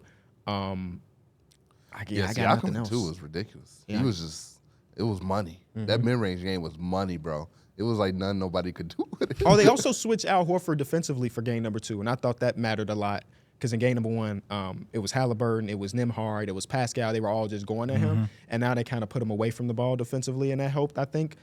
But yeah, other than that, there's not much. I to got say. a question for y'all. Do y'all think this could be a misleading run for the Pacers like the Hawks did? 100%. Yeah. I mentioned in my video that one thing I hope is that they don't go into next season thinking that they're on that level, because I just think there are There's many no teams out there that way are better. that front office and that coaching staff and the players themselves aren't self-aware of what they just I went mean, we through. thought that about Like, the Hawks. But at least the Hawks, I don't remember when that's, but did they go through there's so no way many they could have beat-up had as many teams? injuries. no, No, they no, didn't. no. They didn't go through this many. Yeah. But I that's still- the Pacers thing, though. but I They went still through didn't every think- team beat up. Even when them not going through beat up team, I still didn't think the Hawks were like that. But I still think if you do it against healthy teams, it's a little bit more convincing. You're like, oh, okay, we can actually hang with the rest of the East. The Pacers, Okay. they're going through They ain't teams been without back. their best. Like they don't have a second or first best player. They never went back. They never been to the second round. Yeah, again. they've been they missing. haven't- They was yeah. missing the playoffs. No, yeah. At some point, they should have hit reality and be like, oh, okay, that was fake. But the Pacers I can have a good understand enough them team. that first year after. They could be a 50-win team. Like they were 47 this year, and that was with them acquiring Pascal Siakam halfway through. Yeah. Like I think they can still be a really, really good basketball team. And in the playoffs, you saw that Hallie and Siakam. It's starting to Yeah, it work. started to cook a little bit more. You saw a lot more potential with it. You just got to get them back now. Yeah. Some things aren't as, I guess, written in stone. Yeah, it's not written. Him and OG apparently. I'm not buying nothing that they talking about OG. Yeah, his son. Wait, Leon Rose's son is his Come agent. on now. Yeah, that's a done deal. But I did see some people panicking about it. I was just like, oh, it is what it is. People just like to be miserable. What are you panicking over that for? Even if he did leave, okay, life got to go on, right? Feel me? It's just basketball, right? It's just basketball. He ain't Jalen Brunson, is he? Nope. He important. If y'all Brunson, are y'all waiting or y'all taking a contract now? Bro, did It's y'all so- see it's that so- report about him willing to lose that much money to take the Yeah. extension now? It was like 100 M's. It's like 149 M's. Yeah. I was saying build his ass a statue. If Yeah. he leaves $150 million on the table for the team, for the sake of the team, build him a statue right I now. was looking at that Luka Doncic supermax that he's eligible for, Yeah. and that's just That's- 350 M's in Well, the contract. he's gotten all those All NBA bonuses because he hasn't missed All NBA for the last. Like we might have 5 an years. NBA player hit a billionaire That's what I said on Stadium. without the endorsements, just strictly on the NBA contract. He's 25. That's going to be 5 years. He'll be 30. He's going to be due for another one. Yep. Yeah. real life suiting up in the basketball game with $1 billion. That's before taxing it, but still, him and Vic are they're about to cash out. Yeah, if Vic hits All NBA next season, it's GG's. Yeah. That's it. Like Luka hit All NBA his second year and had to look back and just send max contract immediately. But if Vic does that too, I mean, Luka's just ridiculous. I know it's hard to make All NBA first team 5 times in 6 years, but it's one guy to do it. But for Jalen, I know Jalen Brunson is very good, right? But like, for the sake of what if he wants to just that security of signing the 4 years? What if he goes into next season? Let's say he gets hurt. Does he still get that 5-year, 200? What was it, 200 and something? He won't get that, but he'll get what he's getting now. That'll be the argument. Yeah. I see what you're saying though. Like the security now versus risking injury. I could definitely. I see both sides. I don't know Jalen Brunson. Everything I know from him though, seems like this is good. This is fine. Mm-hmm. I'm straight with this. And he seems like he's buying into being that guy for New York. And they want him, so I feel like it's just so mutual. His dad's right there, like he's good. I knew he was going there once they literally hired his dad to be on the assistant coaching staff. I was like, oh, his dad has been with Thibodeau for years though, so that wasn't like some random thing. His dad was there when Thibodeau was in Minnesota, I think Chicago too. Yeah, but I remember it got announced, but when Brunson was in like negotiations and stuff like with Dallas and them, and it was like, oh, okay, they just signed his dad. It's probably written in Sound like stone. they signed it to an NBA contract. Bronny Braun situation. Anthony Edwards, depending on what the CBA does over the next couple of years, could be eligible to sign a 5-year, $461 million contract. See, now The starting salary, $79.5 million. See, now this makes it tough, bro. 'Cause Hello? I feel like I look at these numbers, like I look at the Luka number, and I feel like, wow, that's a super big number. And then it's just the next number comes up, and he's like, there you go again. Nikola Jokic was the highest NBA contract ever for like 4 days, and then Steph Curry signed his extension. It was he could be making, in 2034, he could be making $104 million a year. How much is LeBron going to make this summer? I don't know. I think he was looking for 3 years, 150. What is a minimum look at that, like at that Because point? with the new CBA, It's just like it's 20 mil Because for like a the minimum. mid-level back in the day used to like $3 million. Now it's like $15 million. Yeah. It's crazy how this money's getting thrown around, man. I can't be. I mean, more at happy. least the billionaires aren't pocketing it all. They still splurging. They paying their guys. So at least you can say the players are still being taken care of. That's why that Draymond Green quote kind of like, I was like, huh? Talk to me about it. When he was like, that the league today isn't really set up to help you be wealthy after you're done playing because the way the fines are set up. And I'm just like, you literally all you had to do is not get fined. Like what? He was Very saying, avoidable. It was avoidable. It was He an was saying that, avoidable like, thing. say the fine is $100K. He's like, it'd take my mom 4 years to make that $100K, and then snap of the fingers for me is gone like that. And you see, he was like, if I get a tech, that's 5 bands. They all just taken. There's got to be some type of self-awareness. Yeah. A guy like Mike Conley has one technical in his whole career. Yeah. Yeah. He's not worried about this problem. This No. is a Draymond Green exclusive. This is a Draymond That's Green a problem. Draymond problem. And for him to say it's the league when he can just not kick people and not punch people is kind of crazy to me. Yeah. It was like, are you not looking in the mirror? Yeah. Like, you're the problem. I There's no also way you think can it's blame the funny league. that he's commentating these games in Minnesota after he choked Minnesota's starting Did you hear him center. last night? The fans started chanting Rudy. Draymond they sucks. They closed the curtains so the fans couldn't see the people on stage no more. Oh, wow. They closed the curtains. I've been asking that question for years, by the way, Derek. Do you not look in the mirror? We've seen somebody. I mean, the only person I know that's less accountable is Mike. Literally, like, you could just be like, Mike, why you leave that water bottle there? Didn't you get D's in 3rd grade? Like what? Like what? And I That know, do sound like me. I know people watch our show and they probably think I'm like that. Like, oh, me, P don't never Bro, we think he's just wrong. had that when we played like a couple nights ago. Yes, Mike is way different, bro. He's way different. It's one thing, I get it. A lot of people think I don't think I'm ever wrong. I've just never met a person who you can't say shit to. It's cool when they do it. It's a problem when I do it. No, KB told, what was y'all conversation about? He made it personal. Like, man, I just feel like y'all all piling up on me. So I'm like, Mike, bro, nobody said that. He did say y'all just piling up on me. No, like nobody said. I'm just weak as hell at 2K, huh? Bro, nobody said that, bro. Nobody said that, bro. You are a good 2K player. We just saying that sometimes. No, I think that it started when I was playing on center, and we had a game where one of the things was like set some off-ball screens. So the next game, I started to set some off-ball screens, and then they asked me to post up, and so I was posting up, and I was doing a little bit of both. But Mike, I would set the back screen for Mike, and he would not move. He was ball watching Pierre with the ball. So I'm like, okay, I'm gonna stop doing that then because nobody's using it. And somehow we evolved to the conversation of us talking about, tongue in cheek, by the way. Yeah, our point guard only passed getting assists. Like, and Mike's like, man, I always move the ball. And all of us that was in that Discord was like, I don't know, man. And he was like, and that's when he got so defensive. And if it's for your teammates telling you that this is one thing you struggle with, at some point you just got to be like, y'all right. And I think that was on stream, and we should go back and clip that conversation because it is kind of crazy because we weren't saying anything that was crazy. We wasn't saying anything that you wouldn't have said to anybody else. When dudes is missing shots, When you have Teriyaki Poppy go 0 for 4, yes, you be on have his ass. no problem saying anything to anybody else. So that's just how you play basketball. If you don't tell your teammates something, then you wrong. Did we win that game, by the way? I'm No, not sure. I don't think we did because I think that's when he was playing with D Mills. And I just don't be hearing Mike say, y'all, you know what? Y'all right. He missed me on some cuts. I'm like, hey, Brian, play with your head up. Like, what you doing? You the guard. You want to be the guard. It's part of being a guard. I think we said that to him, like, yeah, we don't never hear you say my fault. He's like, well, y'all making me mad.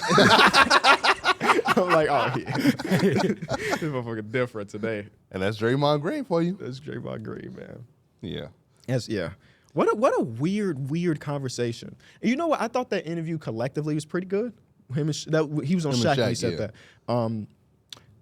Because I like to see very good NBA players / Hall of Famers pop their shit a little bit. Yeah. And Shaq is one of the best at popping. Like, he will let you know it ain't a person in the world that could guard me. And they were talking about the 2017 Warriors. Versus, I don't know if it was 20. It was one version of the Warriors. Yeah, versus Shaq Shaq's and Kobe in Yeah. 'Cause I didn't really 2001. hear KD. Yeah, I didn't hear KD's name either, so it wasn't 2017. It was the 2016 team, is what Austin saying behind camera. The 70. 3-9. Yeah. You know what? Tangent. We saw a team go 73-9. And didn't win a championship. Yeah, that too. At one point, that team was 53-5. Yeah, that's crazy. They were 53-5.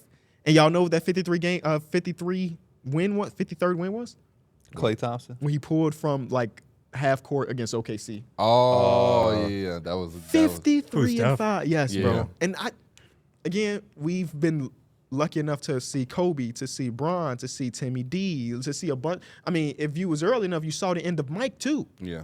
And we also saw the best regular season team in history. And then we saw that best regular season team in history lose a 3-1. Like, as NBA fans, have you been around for the last decade or We saw so? the scoring record get broken. What? Yes.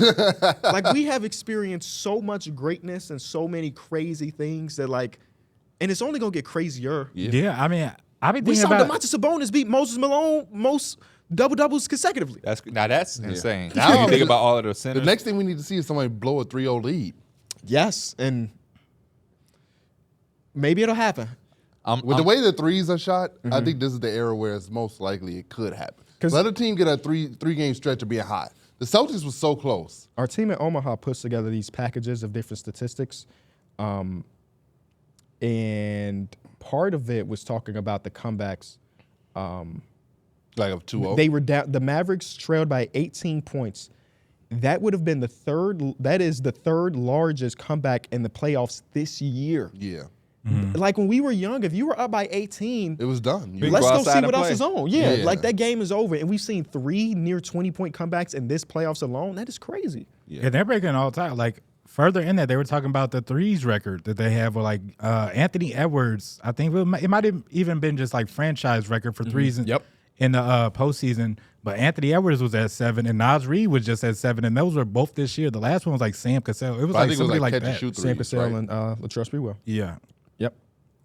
I'm looking at on Twitter, just looking at some rumors. Rumors. Is Derek, it's it- about that time we got to bring the segment back. Is it possible drafting Bronny James could help the Suns lure LeBron into the desert on a minimum contract? I saw A Kevin minimum? O'Connor tweet a picture. Can you go to Kevin O'Connor's Twitter account and look at the picture he tweeted yesterday Well, all about five that? of them, right? Yes. Yeah, I saw that. The Suns' potential start at 5, and he was joking, obviously, yeah. but it had their big three, then Bron and Bronny on the lineup. I saw people going in on him in the comments of that, and he had to let them know it's a joke. It's just a joke. It's just a joke. Yeah. Bronny at 22 would be interesting, huh? It would be very interesting. Because they don't have another pick in this draft, I don't believe. I think it's just 22. That would literally mean they're doing that just to try to get LeBron. Yeah, I think there's some other directions they could go in. Yeah. Or maybe they're thinking trading back. I don't know. Get Zach Edey at 22 if you're Phoenix. Just get a big body. He's not getting past Miami, sorry. What? No, I just saw him photoshopping a Miami Heat jersey this morning. I was like, oh, They draft him way too high. that's different. There are rumblings that Miami could be open to parting ways with Jimmy Butler rather than extending him. Despite what Pat Riley said at his press conference, there are rumblings that Miami could be open to parting ways with Jimmy Butler rather than extending him. Reuniting Butler and Joel Embiid could work, something Fishkind mentions at Yahoo Sports. He also notes DeMar is a free agent, but that's not an ideal fit. I'd like that idea. But I was telling you got to Heat capitalize fans. on the value of Jimmy now. You're getting 2 years. A team is going to get 2 years of him. He Might as just well. bought a $16 million home in Miami. Oh, well, now it's a summer home. Yeah, I agree with you. $16 million on a summer home is crazy. Well, when But- you finna make 50, yeah, I was about to say, when you got it like that, I guess that's cool. I'm here for shakeups, man. I love player movement. So if that happens and he reunites with Joel Embiid, I would be excited about it. I still don't think it's a likelihood. But if you Pat Riley, you're thinking about this 33, 34-year-old player that has not been healthy towards the end of the last couple seasons, and though he's been amazing for you, not last season, the year before that, he's been amazing for you. It's like, man, do we want to get him a 4-year, $200 million contract? At the end of the day, it's just business. I don't think this is a personal decision. They probably really like Jimmy. They love Jimmy. Jimmy probably loves Pat Riley and Eric Spoelstra, but like we got to do what's best for us right now, and maybe trading you is the best thing for us. I agree with Derek. I think that's why the Miami Heat have always kind of been in a solid position as a franchise, always kind of in a part where they can go out and improve year in and year in because they prioritize the franchise over relationships and players. This is a team that they didn't give Brown whatever he wanted. Yeah. They let D-Wade go and put a Bulls jersey on. Yeah. So And if the it's coming to Cavs Jimmy jersey. Butler, I wouldn't expect anything else differently. But Ain't I like you got- breaking up a championship team either. Yeah, I mean, from the postseason conference that Pat Riley had, you could already kind of get that feeling that, I mean, y'all said all the right things, but just the big thing is I feel like, again, he's looking in the mirror and he's understanding like these last couple seasons, they've had, like going to the finals, that ain't nothing to kind of like roll over on.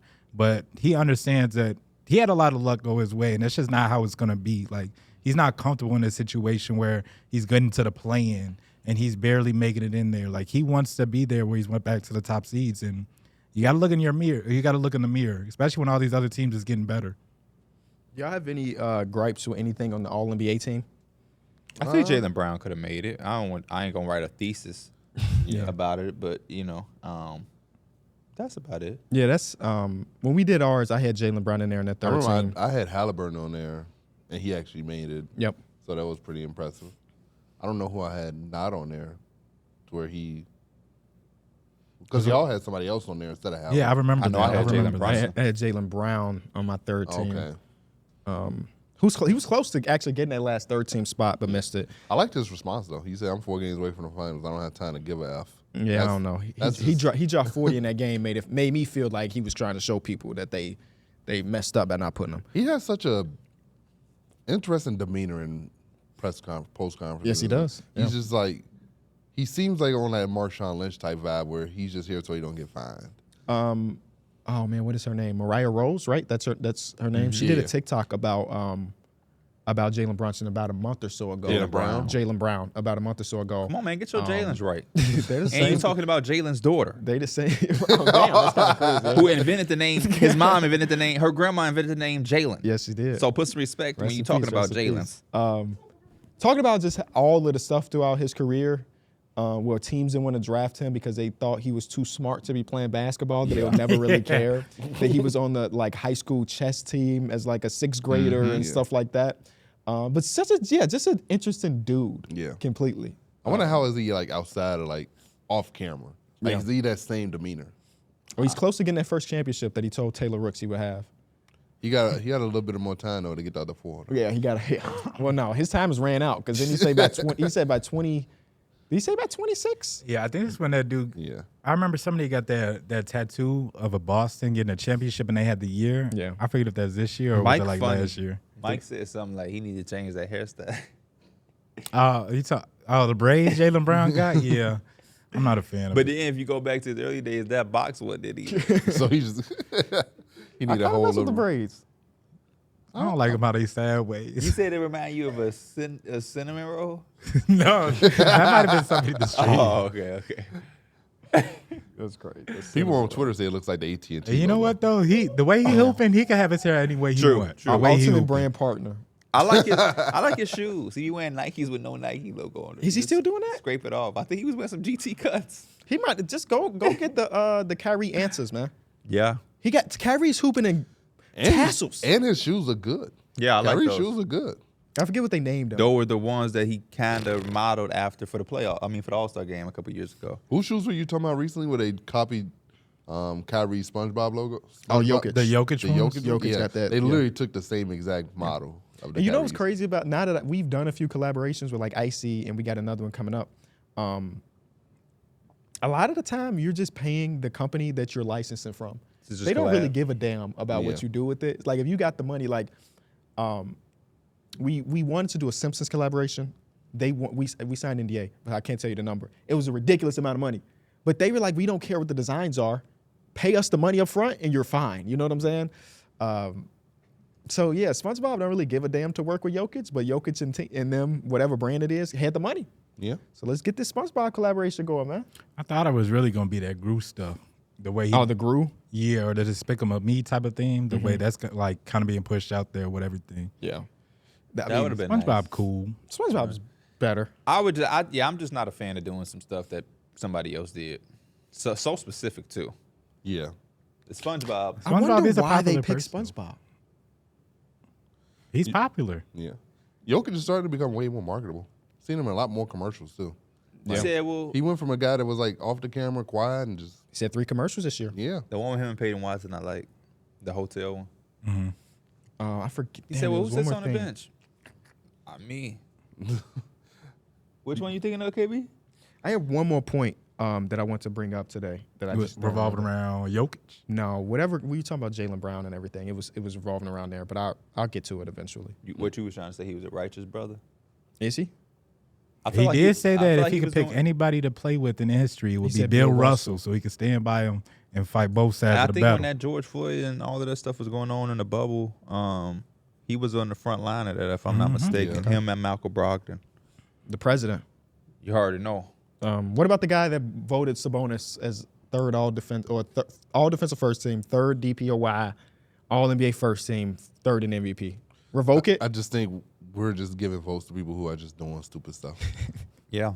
I like that we can now put names on this stuff, though. Yeah. Yeah. That's cool. But, yeah, I mean, I agree with Derek. This shows the flawed system that we are living off of at this point. So if they're not going to take it serious or if they shit don't make sense to anybody, then I think there has to be some type of consequence to that. I think like Perkins, he didn't have Brandon Miller as an Come on now. all-rookie candidate. Come on now.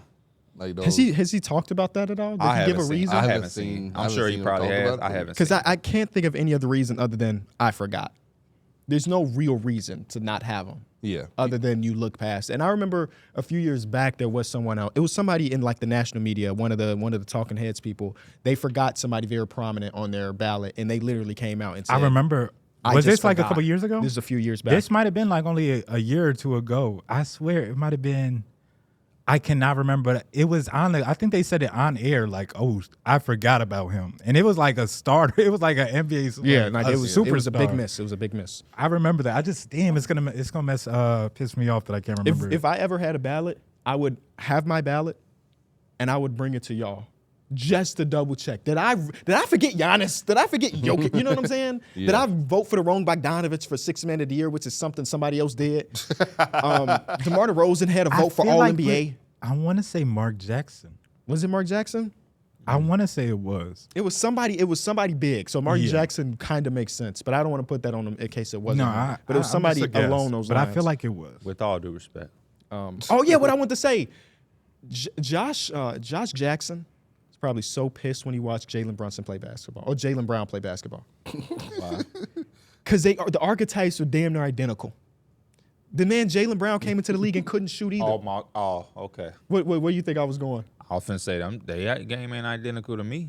Yeah, I mean, They both came in as like, Obviously. if you look at the because I did a video about this that's publishing this week where I went through NBADraft.net, their comps from years ago to figure out whose comps are good and who comps are bad.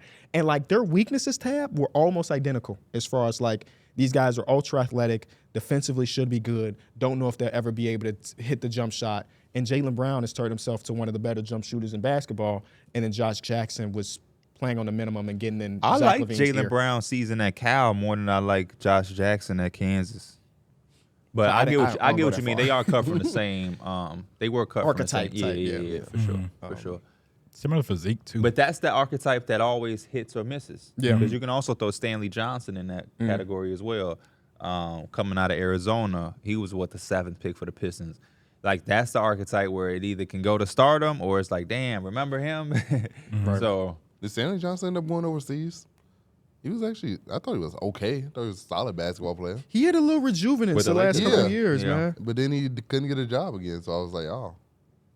Because the Lakers gave him a chance and he Yeah, was last doing year solid with the he played Lakers. 30 games with the we Spurs. just needed somebody to play defense, and he did exactly I think that. that's the problem with the. I don't want to say it's a problem, but that's one of the things when the league continues to get younger and younger is like, do the Spurs keep him or Dominic Barlow and Malachi Branham or Blake Wesley? They're gonna pick those guys up. Yeah. So, He played with the Stockton Kings this season, okay. so he's in the G. Oh, okay. He won the Julius Erving Award back in 2015, the nation's top male small forward in college basketball. He was also one of the top players in high school basketball. Mr. California, McDonald's Boy All-American, was a dog. Oh, wow. FIBA U18 champion, MVP. Stop messing with Stan the Man. And then got to the league, and it was The tough. Stanimal. The Stanimal. I always say got love for Stanley Johnson. Always. He had a magnificent high school career. He was the guy. How do we trade Zach LaVine into Philadelphia's cap space? Do we need Paul George to re-sign with the Clippers? Like, how do we get to that point? I guess so. I mean, I don't know. You guess so. I mean, you would also have to probably You sign a guess trade so. for This the Tobias. Bulls y'all talking about. You have to take on Tobias somehow. No, we wouldn't. How are we making that money work? That $44 million. They got $60 million in cap. Also, you're saying they'll just eat up the cap, and then okay. You just have to give him away though. Here's a second round pick. It's two No, they got 2 firsts. We'll it's take 2 one of the 2. seconds. At that point, I don't know. You're not getting. Oh, you say one of the 2. I don't It's think- got to be like some last option I because don't I think just the front office would do that. For me to absorb all of that, I'm not giving you a first round pick. I'm doing you a huge favor. yeah. And I think the Bulls front office, they think Zach LaVine has high value on the market to where they think they can get something back for him. Like Monk. Well, I would hope that this deadline proved otherwise. They're gonna say, but KB, he was hurt. He wasn't hurt until he was about to get traded to the Pistons. I remember that speculation. But no, he was coming off. What? No, yeah. That is crazy. I remember you was Smart talking about man. like he gonna come back this date, just because they had said he was out with an injury. It was like December 17th. It was somewhere around there. He's like he not coming back until he's basically about to get traded because they don't want him getting hurt. But he's on the roster though. Another year, he gonna be there. He gonna be there We'll next year. determine if he'll be there if we get to Summer League and he's sitting with the Bulls. That's how you know if he really on that team or not. But if he's Was he not there last sitting with year? them, that means I'm just talking. Did Russ go back to the Lakers when we seen him at Summer League? And he was Is that when he on was? the They was opposite sitting on sides? opposite sides. Yeah, I Yep. think he started that season as a Laker. Yeah. that was Darvin Ham first year. Correct. Should have been his last. Am I right? now JJ Yeah, Redick's good the knee lead slapper candidate. right there. Yeah, JJ Redick, the lead candidate, man. How you feel about that, Mike? I feel like it's gonna be interesting Is just it- because it's got that. You I'm saying sorry, is go it gonna ahead, be go ahead, interesting? go ahead. Just because them dudes got a pod, like them dudes be working a podcast together. Now you finna be coaching the team. That's Mike what is Haslam. I think that's crazy. what Haslam was talking about. I think Haslam recently spoke about this. That like, that's gonna cause issues in the locker room. That like, is this you saying this, or is this LeBron telling you to say this stuff. Like it's gonna add that weird dynamic where they do have this podcast. They are great. I would friends, agree with him. and it's like it can add some tension into the locker room, whereas it might be hard for him to get the locker room. Mm-hmm. We do have confirmation, Mike. You were right. It was Mark Jackson. He forgot Jokic off the MVP. Yes, bro. ballot. I was gonna say Jokic too, but I was like, I don't know if he forgot Big Jokic now. Shout out to our team in Omaha for the Googles. I Good agree. memory to think Mark Jackson. I just knew. I remember I heard it on the broadcast. Would it be weird that the starting your coach you have a direct line of contact to in a way? Yeah. I think they have to stop the podcast, right? I would assume so. I just don't know how they can do the things that they're doing right now if he's coaching the team. That would be crazy to have such a big startup. Hey, and y'all, then these just are the stop. sideline out of bounds plays we really like running. That's what they be doing. Yeah, that is what they be doing. They would literally be giving the team. I got an idea. JJ Redick, come up here. Let's talk about. Since you don't want to do your podcast, no, you want to be a coach. Come on They, here. you know what? They're pivoting a little bit because they just signed Road Tripping with Richard Jefferson and Channing Frye. Yeah. So maybe they're gearing up to not have their show, but have other shows. 'Cause they shows, also yeah. got the Dunker Spot, who they signed last season or this season. So maybe they are gearing towards that show being gone and by getting different content. Y'all saw the Tim Duncan interview with Richard Jefferson? Yeah. So I saw a clip of it, I but didn't I didn't click on sit it, down but and I watch saw it. it. Tim Duncan, man. You don't really get to hear him talk Yeah. often. He still wear camo shorts, which is dope. Was they baggy as hell? They had drawstrings at the bottom of them. Oh, okay. So Why do he strike me as somebody who smoked? Like a cigar? No, he got dreads now, man. Dreads changed the perspective about you. maybe. Dread head at But that- 40 is crazy. It just makes it so funny because, like, I mean, he retired, and then like the next time we seen him, he just popped up with some dreads. Like almost like it was fake in And a it's way. just- yeah. I'm glad because him on the court with them. I can't picture it. No. But yeah, because I mean, like, Imagine the way he hooped. Imagine him doing it with dreads. Yeah, it'd be crazy. I know. All fundamentally sound. We mentioned it last episode, but there's growing belief that the Cavaliers are going to be able to re-sign Donovan Mitchell and that Darius Garland and Clutch might request a trade. So something to look out for. We're going to see some player All-Stars moving. Yeah. Player movement. And I love just, It's so funny how many times you see a player like he's gonna get moved or he wants out and then he wants to stay. And I'm sure if they having him saying like he wants to stay, I'm sure it will be something else that pops up and it's like Donovan Mitchell wants out and he wants to go back. He wants to go to New York. So I don't even know if I can always trust those like he wants to stay. He I'm wants the sure bag, he huh? wants the I'm money. sure the and- Cavs want interest in him, but I'm not sure like that's just always how it is. Are the Spurs just going to draft one of the guards, top guards, or are they interested in trading for Darius Garland, in your opinion? Depends on. I mean, I think it's the they price. probably would rather trade for Darius Garland because he's the more ready player, and I think they. It depends on how fast they want to expedite the Vic timeline. Even though I know you have him and he's 19, but he was so damn good. Maybe they see Darius Garland as like the perfect guard next to him. That's right now. I think if they could get a good price for him, because I think the Spurs they're gonna play it smart. The That's franchise all it's they are. about. It's that gonna be price. There's no rush Doug for it. McDermott, Zach Collins. and Doug then- McDermott is in the conference. It's finals. Oh, he literally is on the Pacers. It's literally no rush for it. But if they could get in on a buy low deal, why not? But Yeah. there's no rush. Like I think that's going to be the problem because if you're keeping Donovan Mitchell, you're not trading Darius Garland for Keldon Johnson. Yeah. They're going to want something more. Yeah, it would probably just be unless they want draft capital. Sixers might consider offering Klay Thompson a 1+1 deal similar to one Bruce Brown received. The Sixers sources said it took note of Indiana's 2-year splurge for Bruce Brown that then became the biggest salary headed back to Toronto in exchange for Siakam. Veteran wings like Klay Thompson and Kentavious Caldwell-Pope could fall on the Sixers' list of targets for similar 1+1 contracts, sources said. I like Kenny Pope more for that than Klay. I don't want to see Klay getting thrown around. Kentavious Caldwell-Pope, 76ers, Nuggets, obviously. They said the Magic could be a That would be player. really That good would be for a them. nice one. That would be a nice one. The Pistons, I understand. too. I think KCP would probably be the better. I would If he want to leaves see Denver- Klay if he in a leaves different Denver, situation. They got some stuff they got to Yeah. figure out. Yeah. Klay in a gonna be different hard. situation sounds so weird, but it's something I'm interested in seeing. Yeah, they did a little swap with him in the 76ers jersey. And He looked it good? don't- Kind of cool. He look regular. How much money is KCP demanding? I think 17. He look 18? They decent. said about 20. 20-some. And if I'm Kenny Pope, man, I'm looking for my money. You got two rings. One of my last paydays. Give me the money. And he's with Clutch, so he's going to, yeah. That'll be the mindset. Cool. We got Unplugged. Get that money, get that bag. Y'all want Unplugged or y'all want to get the hell on? I want Unplugged. You want Unplugged? Unplug it. We at 120. We're at 120. Vince Staples album, talk to me. Haven't had a chance to listen. Yep. I want you to talk to me about that. And I also want y'all to think while he's telling us and while you talking, some of y'all favorite albums of all time. It don't have to be rap because they just recently did the Apple Music Top 100. Is it done?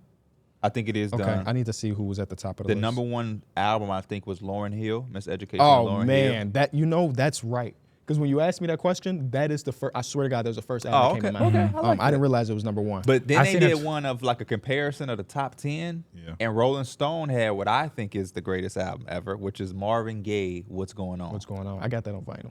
I got that on vinyl too. There's no funny. misses. It's like a nice 8-song album where he's just really getting into his bag. Yeah, so the Vince Staples album is called Dark Times. Dark Times. And I've listened to it maybe 4 times through completely, start to finish. I'm not in touch with music as I used to be. There's only certain artists that really get me to listen to their album when it first came out. Vince Staples is one of those guys. Because I feel like only album that I didn't like a ton, I don't remember names. Well, I guess I'm Big here. Fish? This dark. No, I like Big Fish a lot. The Ramona Part Broke My Heart. It's got some hits on there, but that one was hit or miss for me. Seriously? That one was hit or I miss for thought me. that was his best body of work with like the I think- faces on the cover. Yeah, I think that the second half of the album is a lot better than the first half.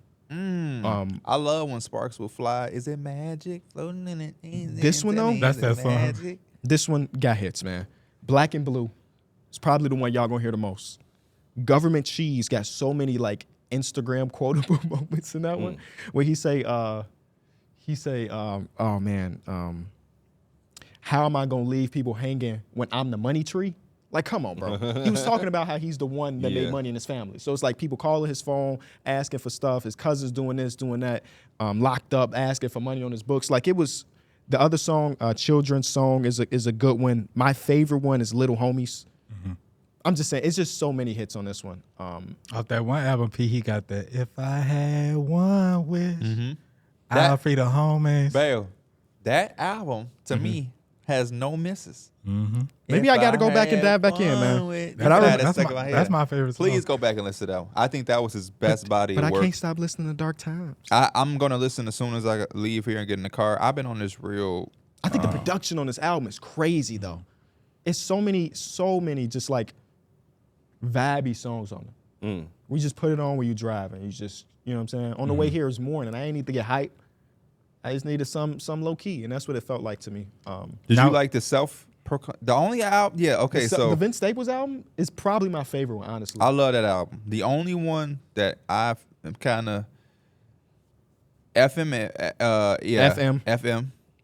He actually had a song on this album where he talked about how much he just missed the radio. And FM is basically the exact same thing, but he has like a 2-minute song on here called Radio where he just say like, man, I miss. Well, he says something like, if you from the hood, you know what it meant to listen to the radio. And he, it's another one of those tracks, and it's got a good sample on it too. It's some shit on here, like Tweaking. I like Bleeding, Don't Get Chipped. Yep. There's some shit, but it's also some stuff I'm like, yeah. You don't like New Earl Sweatshirt? That was actually kind of dope. I like that idea. And I like the one with like the Tiger. Didn't Tiger have one? Like, yeah, Brand New Tiger. That was kind of like dope ideas. I won't go Prima Donna. I'm not really counting the older albums. And that's only 7 songs. But yeah, I agree with Prima. Summertime 06 has some hits. North is on there, obviously. Summertime 06 is my shit. But I don't remember Hell Can't Wait. Bro. I don't remember it too much. Phenomenal. Yeah. Phenomenal. Screen Door, Limos, Feeling the Love. Feeling the Love is one of my favorite Vince Staples songs in his whole catalog. And then Big Fish Theory, one of my favorite Vince Staples songs. The album cover for Hell Can't Wait just roll. Yeah, the album cover is incredible. Very throwback. And then, but yeah, I feel like the last 3 albums specifically, starting with Vince Staples, Ramona Park Broke My Heart, and I haven't listed Dark Times, but I'm hearing some good stuff about it. I think this could be a good run. The only thing, like Flex was saying in the group chat, like Dark Times was like his last album with Def Jam, and sometimes that kind of be BS. You just be like, here, just to get this contract over. He actually talked about that in an interview recently, where The somebody Apple asked Music him interview? about. It might have been because he was on a panel, So it's like a live thing. Somebody asked him about Drake versus Kendrick. He's basically saying, I don't really give a damn about that. I really care about how like these record labels force you to do certain things and stuff like that. So I can see that, but I also just think it's a great body of work. Okay. I think it's a great body of work. I'm looking at this cover art right here. This is the Do Flocker Ran 2. Oh, yeah. Oh, yeah. That's one of the hardest ones of all time. That era bro. of mixtape covers being like Yeah. that, Gucci Mane, Will Chamberlain. He had a few other ones. Yeah, Kevin. He got the LeBron Flocker James. He got Kevin this one, too. Yeah. That's the one I'm thinking about. Yeah. That's the one I'm With thinking Wet about. Wet Them on that. hard, And you bro. got them downloaded and saved. I see Yeah. you, boy. Yeah. Yeah, give us That's back some to of his that. best flock. That's Yeah. some of his best shit. Yeah. That wet, shawty got that wet. Now he's a farmer. What's he locked up? He ain't locked up. He made a like 180. He lost all that weight. He started doing EDM, getting that bag. He had dropped some mixtapes where he was trying to be lyrical. Kind of how Soulja Boy. Remember Soulja Boy had that little time Yeah. period. I The love best. females that like to wear their toes out. Yeah. Call me the Vibe. fire. That was one of my favorite I bring the Soulja hoes runs, out. though. Yeah, bro. Yeah. He was. Bro, I remember listening to The Best, and he did this thing at the top of the music Yes, video. When I was a yes. shorty, I was I'm- doing that. Don't know what the hell that means.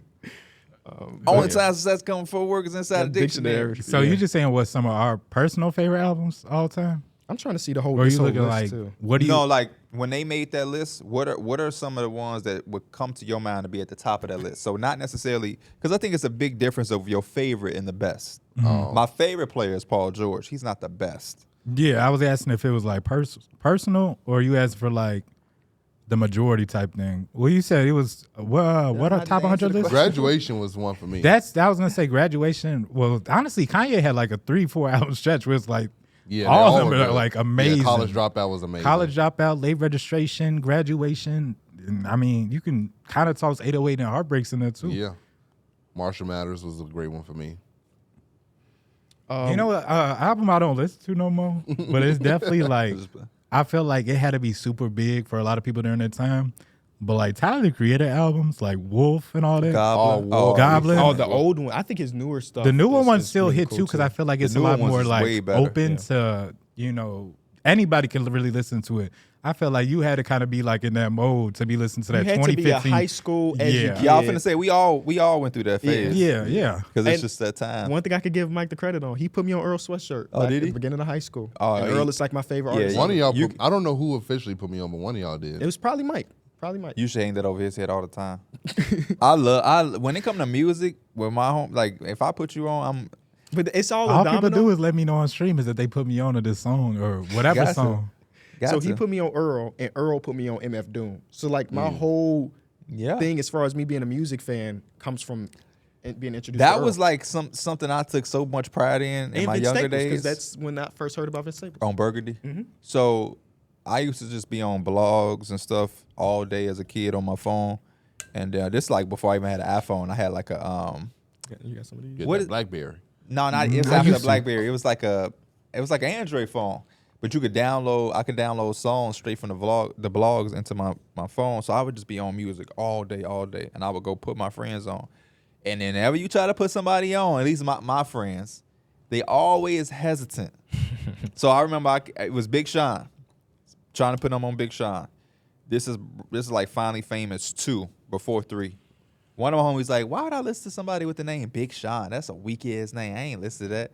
And then Big Sean had kind of blew up, and they was like, oh, okay. Then I tried to put him on J. Cole. J. Cole was born.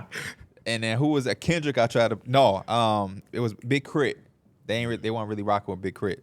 So I remember my homie DeJohn, who was a year older than me. It was his senior year. They was talking about music, some dudes at this table. And he like, hey man, if y'all want to know some music, I need to go ask him. He Yeah. put me on to some shit.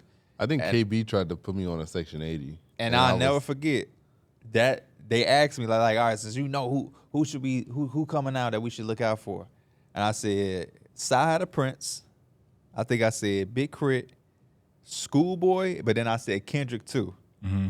That summer, he dropped Section 80, and like 2 of them dudes had reached out to me on Facebook like, man. Yeah. I was You actually the online, this opposite. dude. I was actually, when I was younger, I was like, this ain't hidden for me. Of But course, then- because you had to think. Yeah, But then I was like, oh man, I remember this is beautiful. Because you like music still to this day where you don't have to, it don't take too much thinking. It's like the other day you that's came why in and rapping. you know who got Cardi some B. of the best background music? See, no, and I'm not even trying to be No, funny. ain't nothing wrong with that. Yeah, but nothing he wrong with that. came in, what was you rapping? I don't remember. It was playing during our stream. But they was no, like, for sure. But yeah. you knew. I know Cardi B songs and the hooks and shit, but Oh like, yeah, he was tweaking the on that. Oh, no, he she was was going like- crazy. I heard from a bitch that like, who now you said doing that I the was mic. ugly. You don't forget we're recording. Oh, my bad. But The- Oh, I yeah. know. It's, She said that I was ugly. Yeah. But yeah, He was going What song is crazy, that? KB. Oh my God, it's gonna bother It's me. up.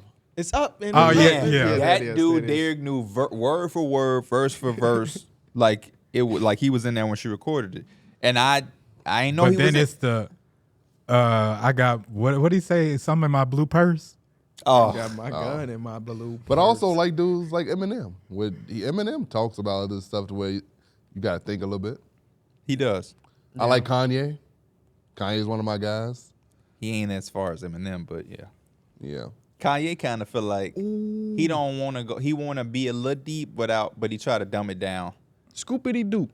That's one of my favorite Kanye songs. You know, on YouTube, I stumbled upon something called Kanye Makes To Pimp a Butterfly, and they take all of the beats off To Pimp a Butterfly and they put Kanye verses and like hooks on them. But and you know it was what? beautiful. You know, that's the craziest thing because I swear I've seen that like I heard DJs do that before. Like, they'll have a beat and they'll put like, Yeah, don't mess your song. I swear, it be sounding real good when they do it sometimes, like too perfect almost. And you're Literally. like, man, I wish I kind of had this version of this song. Yeah, for real. That's how it was on some of the To Pimp a Butterfly from Kanye stuff on there. So what would be give me your top 5, what you think are the top 5 best albums that ever have come out up until this point. Don't have to be limited to rap. It could be whatever you think. It could be a Cardi B album if that's what you really think. So I'm gonna just go based off on like my own flow, like what I would listen to. No, I want you to say the 5 best and then get to your own. It's two different questions. Cause I'm not that. I wouldn't say I'm that.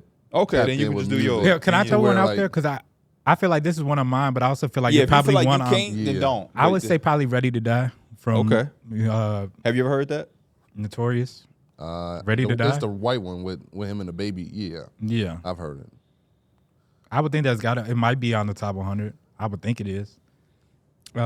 Definitely. From what everybody's saying, the top 100 list is actually really, really bad. But every list is really, really bad. If you I think feel like about it. I feel like music is one of those objective things. where, like, Subjective. subjective things. Where But that's why I think everybody's it's taste bad. is different. That's why I think people are saying it's bad because they're going off of their favorite. Take your favorite out. Yeah. Just what's the best? Like, what do you think is a consensus where like you give me like some things are arguable and then some things are like, oh, let's get a general feel. You know what I mean? Like the Marvin Gaye one. I don't know too many people gonna listen to the album and just try to say it ain't shit. Yeah. The Miseducation of Lauryn Hill. Do I think it's the best album? No, but I think it's brave of them to put that at number 1 because I think somebody had to stand on it. But it's just one of those things where there's never going to be a right. Going to a list and expecting to see it be right is kind of nuts. I'm sorry, but looking at something this, like I'm music. looking at it. I'm actually excited that Frank Ocean has his stuff up here because I love some Frank Ocean, honestly. Oh, He's yeah, got- Blonde is one of them ones. Yeah, I didn't think that would be like a top 10, honestly. All Eyes on Me was a great album too. He's got a good Kid Favorite Mad City song up on that? here. Dear Mama. Is Dear Mama on? Is that not Dear Mama? Let me see. Let me look it up. They have Lemonade as top 10. I remember D Mills, they know what that was. But that was last week. Yeah. It was God. Dear Mama on Me Against the World. Yes, me and Are you talking about Tupac? Yeah. I'm trying to find the reason I'm just sitting here on my phone. I'm trying to come up with my favorite 5 albums ever. And what I'm realizing is that I'm old, and none of these Life albums Goes On. are like newish. Recent? I don't have a single newish album. But here's my list in no particular order. I No, guess. it's on Me Against the World. Life on My Own is not a Tupac album. That might be some shit they put together after he died. Yeah, Postmortem album. One of the top 5 albums for me, Some Rap Songs by Earl Sweatshirt. All hits, no misses. Number 2, Mad Villainy. I had to know that was going to be there. Number 3, Awaken My Love. Number 4, Taylor All the Dice. And number 5, Man on the Moon, End of the Day. Taylor All the Dice, I wouldn't expect it, but okay. Man, nothing. name it again. I'm sorry. Getting paid just a regular thing to us. Man on the Moon. Part 1, right? Yep. Oh, Taylor man. All the Dice. Awaken My Love. Mad Villainy. Some Rap Songs. Those are my top 5 albums ever. Who makes Top some 5. rap songs? Earl Sweatshirt. Oh. Okay. Those are my favorite 5 How, albums ever. how familiar are you with any of those albums that he just named? None. Okay. Not even the Zero. Wiz one? Who? You've heard Taylor Alderdice before. It's Wiz Probably. Khalifa. Oh yeah. I think I've listened to Taylor Alderdice probably like once. Hey, run it back. Because we were just talking about Wiz before the show Yeah. started, and now Wiz I has can't some get songs. Amber Ice out of my head, so I'm listening to it on the way home. Wiz got some songs for sure. Yeah, you got. He's I was looking definitely at not his at the top of the discography list for me that I'm listening One thing to. I know but is about Dereck, he stayed with what he like. for sure. So like a lot of the shit where you like, you probably heard it. He probably literally just did that. You have a Levi from Attack on Titan thing Yeah. on your keys? yeah. That's crazy. Shout out Yeah, I to- think I shout out listened one to of the Taylor goats. Alderdice like last summer. Nothing but hits. I would say my top 5 is That's late. crazy seeing your top. That's not even my top Wiz one. I'm not a huge Wiz guy, but that one is the one. Well, and it's this- nostalgia probably more than Yeah, anything. I was gonna say, does time have to do with it? My Like, favorite Because song. boy, I was on my Wiz Khalifa stuff. My when that favorite came out. song is my favorite song on there. Okay, is that Juicy J? Him and Juicy J and yeah, somebody else on there. But when that song come on, I'm man, spending give me money. Cabin Fever. Yeah, Cabin Fever. That one. Cushion Orange Juice up there too. My top 5, I got Late Registration, Graduation, To Pimp a Butterfly, Ready to Die, and I put Carter 3 too. Okay, those are real classics. Those are real classics. Sometimes Give me you can't beat the Illmatic. classics. Sometimes. Yeah, no, for sure. There ain't no no dissing none. Illmatic. The reason they classic because they good. Yeah. Blueprint 1 from Jay-Z. Dang, man. You had a really good list. Give me Get Rich or Die Trying, 50 Cent. You had a really good list. Give Rich and That Trying is one That's of a those really. ones. It That was- might Graduation. no misses. From Kanye, and then my last one, I want to put something new in there. I might have to go. Oh man, I gotta look at my phone. You had a really good list.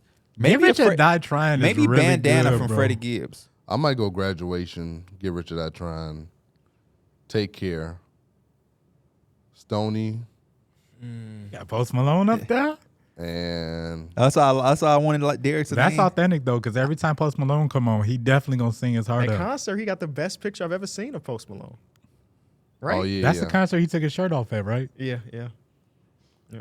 I just had to revise my list. Taylor Alderdice is moving to 6. 1999. How did I forget about 1999, bro? That's a really good And I one. also feel like I need some Future. That Purple I almost Rain. got a tattoo Born representing Center. one of the songs. Born Center will probably be on there for Born me. Center. Wow.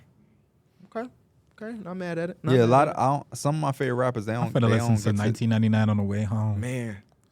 Man. Bro, he was 16 and 17 when he was making that album. I 'Cause- still cannot believe that. Because Friday Night Lights wasn't an album, right? And the warm up wasn't. But some of these that we Count it if named you is want not to. an album. Yeah, go ahead. Because Taylor Alderdice came out as a mixtape. Okay, So, yeah, count it if you want to. I might put the warm up or either. Oh, Friday Night Lights. One of those might take the It's place just of Born so Center. much music out here, bro. Especially in that certain time. Didn't Juicy J just drop this week? Juicy J's drop music still. I didn't know Juicy J was still dropping music. Much love to Juicy, but If you could go damn. back to one period of time to kind of like re-listen to that music again, which one would you pick? Early 2000s. early TDE days when I found who Ab-Soul yeah. and I Oh. found. Bro, you remember when we was tweaking off that Habits and line? He was Contradictions? tweaking off that one line where he said, "I took the game by storm, Just just, the the X-Men out." You know why that was so crazy? Because Why? somehow I missed that song when it came out, and we was having a kickback at my crib, and somebody put that on the TV. And again, it was a kickback, so we all under the influence. under the influence, yeah. And that line kept standing out to me. I feel like I told them to rewind that like 5 times, bro. I feel like I would love, like, if I could be an adult and go back in time, the early 2000s, going to those concerts and stuff with all the early 2000s pop and R&B and hip hop being so big. I would like, love to see it would have been crazy. a Derek Miller outfit from early 2000s Big as the ass inspiration. pants, Yeah. Jabot jeans. Take me back to when it was like, it had to be like 2010s or around there when it was just like, after every couple of years, Lil Wayne was going to drop that No Ceilings or something where he remixing all the songs. And it's like the hottest songs that's been out for like that year, the past year. And it's just like, the Lil Wayne finna take all them songs. I would love for Lil Wayne to go on tour and play his classics. Give me the blog That would be era, amazing. man. When you had to go to Two Dope Boys, Not Right. No, Tyler Creator wasn't rocking with 2 Dope Boys back in the day. So I he wasn't rocking wasn't, with and him. they didn't post them because of that little But I beef used or to, yeah, whatever. 2 Dope Boys used to be the site to go to, man. Give me that era where you had Where did to, I find 'em? where you could be on some shit and you could be on some shit. Now everybody's so thirsty to Give me back report the. shit I on had Twitter. the MP3 player that had, you just had to put one AAA battery in the back. Damn. And hey, he got me What to it last school. you, That like was an the hour? days. No, he would actually work. I used to have people give me their iPods to put music on because I had all of that shit. I bought an iPod from a girl named Brianna in high school. Did it work? It did work for about a month or two. And I never gave it. I didn't know if it was me that made it break or she sold it to me because it was weak. What type of iPad was it? Like a Nano or something? No, it was higher than a Nano. I remember. It was maybe this big and it had the spin part. I always wanted the fat one. Yeah, that had but the it was first one. because You our had the Uncle little Nuke skinny- had one of those. Yeah, he did. That was like felt like first generation. Yeah, iPod. bro. but I them, was like them the was first- raw though compared to what And we you had. because I think he eventually let my pops borrow the hat. Well, my pops. I remember the took it, and little that's when I iPod first that had- that you can The flip iPod on. Nanos. Yeah, them not Those were the Nanos? Yeah. Oh, yeah. Do you Love not that remember one. we had our math teacher? That's somebody stole her iPod. It was an iPod Nano. Like, why would you? And do I some remember shit like in that? the moment too, I was also thinking because she was threatening a way to like take away our zoo trip or whatever, and she was trying to figure it out. I'm like, who the hell finna steal an iPod Nano? That, first of all, I'm pretty sure they had to be like the cheapest one on the market, and Did they also somebody like steal it, this though? big. Yeah, somebody did steal it. So who would steal it? Some thirsty ass person that don't Oh have. no, I was talking about the iPod Shuffle. Oh, This they one. were like a clip-on. Yeah, Oh, the okay. clip-on, Damn yeah. shirt. It was funny. I was at the gym. I saw somebody wearing this. Wow. And I was like, Were I they didn't know they 60? still made these. Huh? Were they It could be the 60? same one. No, they were They young. just want the convenience. Yeah. I mean, it is, yeah, because everything feels like it's getting bigger and bigger and bigger. Yeah, They're when only I $100 now. when I That's still a lot. that's of still money. a lot of money to me. Yeah. The But, first generation iPod is just off was $45 on eBay. Oh, I might have to go buy one and just load that motherfucker up. But I don't download all the music like that. Right. It used to be a Yeah. hassle to get the music back in the day. Everything you is got not to- your fingertips. iTunes. LimeWire? and everything. I mean, not Oh. LimeWire. We I wanna use ran through Napster? so many computers because of LimeWire. So many Bro, computers. I had on my iPad, I had the episode of Family Guy when he Yes, I used to do the same stuff. when No, he you goes had into Cat the future. Williams. I had Cat You Williams had the on Cat that Williams joint. movie. I used to have shit, bro. I used- LimeWire had everything. Now that I think about it, I had like You had episodes that of Family. camera, all I of us remember for the I had session, dumb, episodes of crazy Family stuff. Guy on my I forgot we stuff. record. But it's not like I was going on trips and like I just had to be watching it in my house. Yeah. I couldn't been going to school watching that shit. It was just a time, man. I For remember, real. bro. I remember downloading from my MySpace page. Yes, bro. Yeah. My president is black. The day that Barack Obama won the goddamn presidency. Do you remember your top friends on MySpace? I do. Shout out to CC. All my top It was friends only are still one. my friends. It's like I flexing really on. wish I could log in and see what. Oh man, because you got to think about it. You were coding as a kid because of MySpace. When you got your background and everything, Yeah, you you were have to go technically code. coding. Yeah. bro. Yeah, I remember And I that. had, Didn't I, even know. I found a way to make my own. So like, if you go on my page right now, I'm pretty sure my shit is Drake. That's when Drake like first was popping, When and I had to yeah. go make my own of it. And then you can also make like little sub things. I'm Yes. just saying, yeah. You had, bro. They had the song that the Yes, song the that comes song that on you as soon can as put you on get your onto the profile. page. My last one I remember was "I Can't Help But Wait" by Trey Songz. I can't Oh, you help but bold. wait. That was on my page. That bro. was a hit. It That was. on my page, bro. It was, but you Ain't had to that be Trey like with the 10 years braids? old. That's Trey with the braids. Yes, I think. yes. Yeah. Where he used to just sit in the movie, in the video and cry. He was just like this at the camera. But man, what a time, bro. We didn't even know what we was doing back then. No. And we had a computer in my grandpa's room. Like, so you had to be on the computer with him laying in his chair watching TV, farting and stuff. Like that's the only time you got to be on the internet. Yeah. And now, again, everything is at the fingertips, and I can't even You imagine. can get going into back your then. MySpace. You have to email them. I tried. I was just doing too much. But they said that I tried, I've and been they said fat. that my email didn't exist. I've been like that on Facebook. No way I'm going back to bro, MySpace. I remember All I'm gonna see is some stupid messages I was. I was so sending young people. on MySpace. My email was like You the like, Comcast. You like me? Oh, it was like yeah. the Comcast, the family Comcast email. I looked at my Facebook messages from a little while ago. Cringy, bro. And I wasn't like Cringy, Derek, bruh. but it was still cringe back then, bro. You just had to I know. You had to say my name. Because I know your shit was so crazy. Because you showed us some of the messages I you've sent. know your shit is bad. And we live with through that life with you, bro. I know your shit was bad, bro. I also remember going through some of those messages. There was girls that I was crushing on Yeah. that I would message them on Facebook, but when I saw them in person, I didn't even look at them. Yeah, on that Like, was Facebook. like same, 95% of the Hey, I never forget. Like, high hey, text school. me. It was just this didn't. one girl in our grade who was to me she was decent. We sat next to each other at lunch because we all sat at a table, and I did what KB just said. Like we was talking on Facebook or something, and she said something like, "Yeah, it was nice sitting next to you. I do that every day." And I was like, oh, get back there. I did not see that underneath because I was shy. I was shy as hell. I knew if I sat next to her, I was going to have to really talk. That's And I'm like 14 years old. Now I look back, I'm like, Bro, one of the most embarrassing moments. why was we so like, Bro, this is what happened. The fear of rejection is so much higher when you're a But kid. I don't even think she wasn't rejected. That's why yeah. mine is so So there was a girl that somehow I got out that I had a crush on her. Uh-huh. Her friend messaged me on Facebook. Do I know who she is? I don't think so, but these two dudes definitely know who she is. Her friend messaged me on Facebook that said, "Hey, I heard that you like so and so. Here's her number." So I start texting her like crazy. We texted back and forth. This was a week. It was a Friday. So we that boy was text. in his bag. We for 2 text for days. 2 days straight. We get to Mr. Richardson math class. She's in that class. She has first row, left side. Like I remember everything exactly. She's sitting in her seat. As I walk in, she's looking up at me, waiting for me to like say hey, and I walk right past her. And now I look back at 27. I'm like, bro, could've just I said, had hey. all of that in the bag because we just been texting. Literally. there was no fear of rejection Yeah. because we had been chatting. Boom. That's what I'm saying. When I messaged the girl, she literally said it.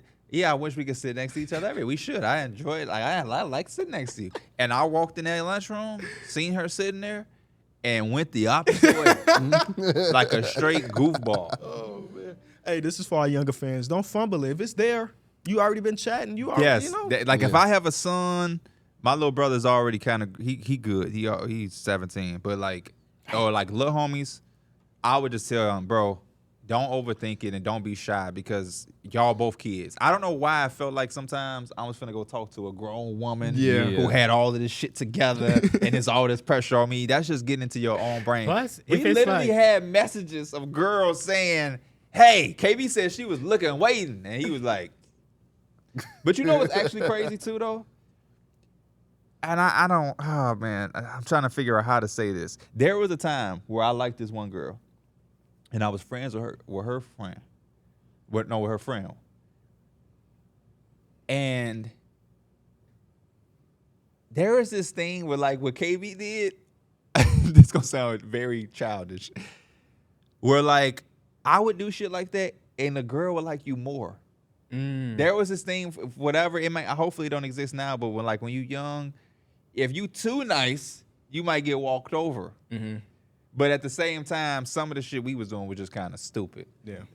But It's yeah, kinda bro. crazy because like how I got into my relationship was there was no fear to talk because we had been friends already. Yeah. Right. Like yeah, I that was makes going sense. after her best friend, and just because y'all know this, we were. It This just high sound school. funny.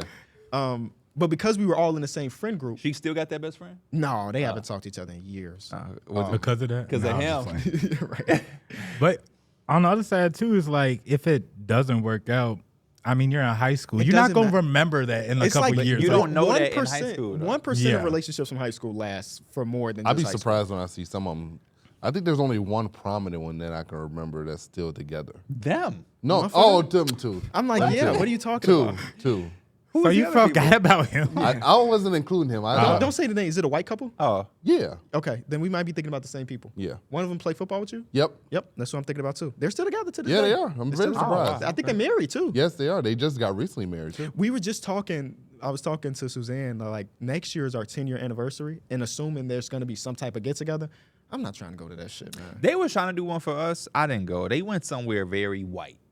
I'm just Cute cool bar. no. You probably busted. A little bit Hey, whiter. And I I was like, remember bro, I would link up, but come on now. This was I'm like a not year going ago, over there. but one of our people, like our classmates, they were trying to put something together for like our class, and they were asking me, and I was like, yeah, I might be able to make it, and they were like, invite y'all too. I just Wait, forgot about the I whole have no thing. interest. This ain't y'all 10 year. This would be Ontario now. No, it wasn't next year, no. next This year, wasn't like next an year, official 2025, yeah. Yeah. I don't really care to see anybody. Yeah. Everybody I care about from high school is still my friend. You know, like I occasionally you'll see on like on Instagram that people are doing good. That's all I need. Same. You know? That's all. Oh, y'all, It's- they got married. Congratulations. And but I I'll don't be really honest need to with see you, bro. in person. Because of what we do, we meet so many people, and we still are in the area we went to school in. So I run into people. It is so much pressure in that split second. Because I never want to be somebody that can't remember somebody. I just feel like that's Yeah. so mean. I had that with your friend like a couple weeks ago. at the Oh, mall. right. Like I recognized him, and I was He'll be pretty- okay. He'll be okay. I remember that, His ass will be all right. But it's the other innocent, sweet people who Yeah. remember you, and it's just like, man, you didn't do nothing. Like I wish I could remember. Yeah, It's so sometimes much I pressure. found myself overcompensating once. It was a guy that I thought I knew from high school, but he was just a normal viewer of the shit. And I was like, "Well, good to see you, boy. How you been?" And it made it seem like I knew who he was. I swear to God, this happened at the Best Buy. You just told me. This was happened at recent. the Best Buy. This was recent. And I got to my car. I was like, "That is not who I thought it was." And now he's just gonna forever have this weird interaction between me and him. But he was so cool that and he felt You like I know him from somewhere. well, yeah, he felt like he was comfortable, so comfortable. Because, we meet people that don't have that comfortability, and we meet a lot of people that do. But because it was so close to our crib and everything, that I thought it was, I forget the dude's name that I thought it was. This is a true story. Yeah. I'm with Flex. We had like a chicken spot or something. Some dude come over, and this dude is wild. He's wild for this. I'm wilder, but he's even more wild. Because why would you do this and put me in this situation? Yo, what up? Yo, hey, Pierre, what up, boy? I'm like, what up? He like, remember me? I don't. But I say, yeah. I say, yeah, come on. Of course I remember you, man. How you been? You good? He like, if you remember me, what's my name? Oh, damn. Flex unlocked the car. I open the door. I say, now you know damn well I know your name. He's like, what it is? And I said, Eric, and got the car. And Flex said, wait, he can still hear him doing that ain't my name. Bro, when we was in Indiana, what was you calling that man that was working that parking lot? Oh, you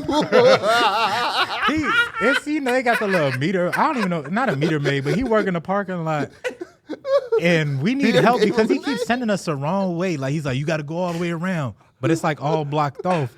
And so we going back, and we don't know, dude. But P just keeps saying, "Hey, Dan, Dan." He look into it. It's not His making it. goofy ass responded to it. We did I kind of look. forgot about that moment. I wasn't. KB wasn't You wasn't Okay, there. 'cause I This don't when we was remember that. parking the car. Yeah. Yeah, I don't know what you were doing. I forgot Was that I too. already working I at think the Nike? was you thing? at the Jason Tatum thing? No, Oh, no, because we no. met you up there later. I think you might have been with Stephen A. I can't remember. Either way, yeah, either way. But I kept calling him and he responded. I got that from my dad. I've been to so many drive-thrus where my dad would call the people who work in there my mom's name. Oh. And they would respond to it. He would go up to the window and say my mom's name. Like, thank you. Thank you, Mike. And the dude would be like, oh, have a nice day. And it's like, no way his name is Mike. But they going so much that they don't even really care. I've heard somebody I've heard people that they just always be saying Sam. It don't make no sense, but it's like, say he at the corner store or whatever, he gonna keep calling dude Sam. I know dude's name is not It's Sam not before. Sam, yeah. But that's just like, I don't know. And dude, he cool with it. That was the funniest one. And then you getting mad Oh, at the girl at Waffle House? Oh, I I was- recently thought about that recently, too. Bro, I was so mad that night because it's like we just got through all that traffic.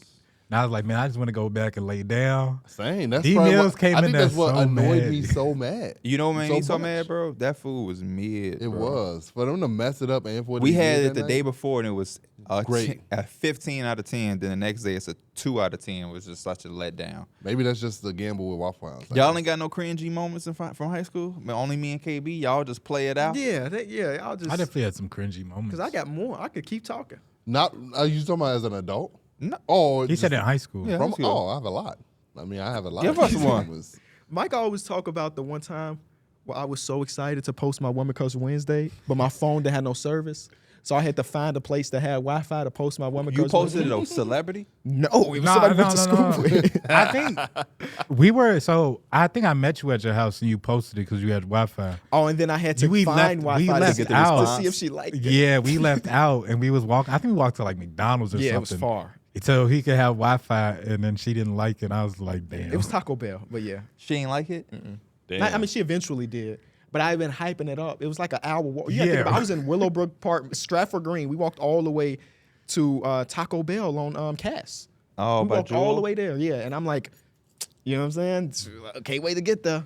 I also remember was that the same exact day where we were in Taco Bell, John get a call from his dad, And I think it was you. I think I was like, where the weed at, John? John, where the weed at? No, on I the think phone. that was Taylor who said that. Oh, was it? It might have been Taylor. And then, so it couldn't have been the same day. But either way, John looked around like he was on the, like, this is a lot of moments like that. For me, I would say it's the girl who I rode the bike in the rain for. No, That's how she's ever There's remembered, by the way. there's an extension to Oh, that okay. story. I had a chance to bag her, and Wasn't she already cuffed? no, she was single at the time. But like showing his age, talking about Bag, yeah. Remember, we are in high school. This is not 30-year-old Dereck saying Yeah. bagging a woman. we was talking, and like she was feeling me, and like for some reason in my mind, I was like, maybe I should stop talking to her. I just worked for 3 years to get to this point. I did. I An worked aborted for 3 mission. I was like, let me see if she texts me first. And Hey, then all our young homies watching at home, this is how you make the mistakes. But this is so great because it lets you to this moment. You know what I'm saying? Yeah. Like, that's how I always look at the weird parts of life. Is that like, if you didn't have that, maybe your baby girl wouldn't be here in the moment. You know what I'm Oh, saying? yeah. That is a like, great- maybe you did bag her and y'all were still together to this day, and maybe you have a different kid, but it's not the baby that you have at the moment. You Yeah. know what I'm saying? So that's how I always kind of look at the mishaps of life. so it's like I had it. It was a layup, and then I just let it slip away because I was like, I want to feel her. I wanted her to pursue me. Yeah, you wanted But to be even though chased she was, finally. but even though she was already talking to me, we was in everything was good, and it was just like I don't know what made me do I that. think I missed out on so much in high school and like in the younger days because I cared about dumb shit like that. Yeah. I let other people immaturity of caring who texts first migrate into my way of thinking, and like I don't give a damn. It don't matter in the grand scheme of things, especially as a man. Women like to be chased. They should want to be chased. Yeah. They are like the prize. As that don't mean as a man you can't be the prize. It don't mean, but like Who's scared to double text? exactly. You feel Right, me? yeah. Like double texting is nothing because if you as a man. If you like what Cameron say, I'm drinking this horsepower. I gotta get some cheeks later. You know what I'm saying? If you That was wild to say if on you- national television. you do what you do. Who cares? You could text back 3 times. But if that end up being your girl that everybody else trying to get, then who cares? So Yeah. that's what I would tell the young folk. But it's just a different time because we had I also think about that. There is also a lot of girls that I was able to talk to and mess with because we had Facebook. I'm not gonna lie. Without Facebook, I wouldn't have had as much success as I had with the It's so easy to slide what's to a the DM. not even a DM. The I truth am. is, truth is, Oh. truth is did so much Yeah. for me. It didn't help me at all. Like this post. Oh wow, You bagged 5 new girls, one post. bro. Like this post, and I'll DM you something that I DM you what I think is the cutest. Truth is, you cool. That's actually. I used to do Truth that. is, That we shit used to should get talk left on more. red. That's embarrassing, and you set yourself up for that. If you know it's a girl that didn't like you, or that you know what I'm saying. Sometimes you gotta be able to be like, oh, that she might be. You gotta pick your spots. Yeah, you gotta know where you fit in. I ain't liking some shit that I feel like she out of my league. I ain't liking that because then she gonna say 3 words on my wall while she writing this other dude a paragraph. Now I look crazy. Truth is, you cool. You make me laugh, and I like when you bring me high flames to class. Now you like a whole sucker. You bring her whole bag of shit. The other dude, truth is, you cute. I love that shirt you wear, that cologne. Now you like, oh man, nah. I was so much uglier in high school. You But I was ugly to the mother. bald head. You used to have like a bald fade, Bro, let me KB. show you this picture, If bro. we show people you from high school, they wouldn't believe it. Let me show you this picture, bro. I know people at home cannot see this You picture. started but to really get up right after high He school glowed too. up. I did. Right after, like started to grow his hair a little bit. Yeah. Got into shoes. I'm not even talking about Start caring about a myself a million little bit more. subscriber KB. I'm talking about even just still a little YouTubey. Yeah, hold on. I'm gonna find this picture so He I can was- show you how bad it was. You know who was the worst? Bro, that is me, bro. That is how I used to look.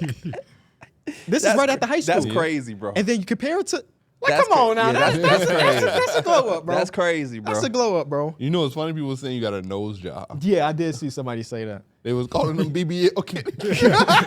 That's wild. I never even I don't be looking at people's noses and stuff that much. Like not men. When people say Yeah. about Drake, I don't know. I can see it. I be seeing it on women. You But know what happened? I just lost a little bit of weight. Yeah, your face structure changed a little bit. and then I feel like Mike and it Derek wasn't by had design, late it was glow design. ups. Yeah. I look at our early podcast, bro, and you look such like a baby. Like it looked like we just got our look compared to all of us. Yeah. You look like the straight young, and you are the youngest, but you look like you was 3 I was rocking grades the no below. facial hair. No facial hair. What's up, guys? Today we're I had talking no about VC. Brandon Negro. And then you had the latest glow up, but it was well worth the wait. Yeah. It was well worth the wait. Portillo's, crew necks. Who gets a tattoo first? Mia D. Mills. I'm probably getting one this year. You getting a lion on your back? No, That- I'm getting those I'm getting a matching tattoo with my girlfriend and Oh, my daughter. that's actually what's up. You That's a good place to start. do whatever y'all want with the tattoos, bro. Please do not come here with no damn lion, because you have said that before. I did want the lion. Yeah, on. hair on my let us back. vet to tattoo. A lion's a slap Or right here. don't. Do the tattoo. Yeah, I mean, do it, but be prepared. I'm gonna talk shit if you just get a lion slap right here. That's such a typical Is that big better than man. MH on the back of the arms? Oh, yeah, which one is worse? The MH is worse, honestly. I come The in with the LeBron style and MHs. cursive. Yes, bro. It's bad. Because that's not even a tattoo anybody can see. It'll peek out the bottom of a short sleeve Yeah, shirt. that's something you got to be a basketball player for because you're wearing the short Yeah. sleeves. Yeah. Did y'all ever spend enough time where y'all would be logged into each other's shit and mess around and hack each other like Facebook? I don't think so. I don't think I've ever had nobody hack or been logged into anything where someone. Nah. Yeah, we used to do that shit all the time. That shit be funny. I know Mike had got into my at Burr Ridge when you logged into the computer. I left myself logged in. Oh, and he yeah. put some on my screensaver, and then Mr. Reinhardt saw it.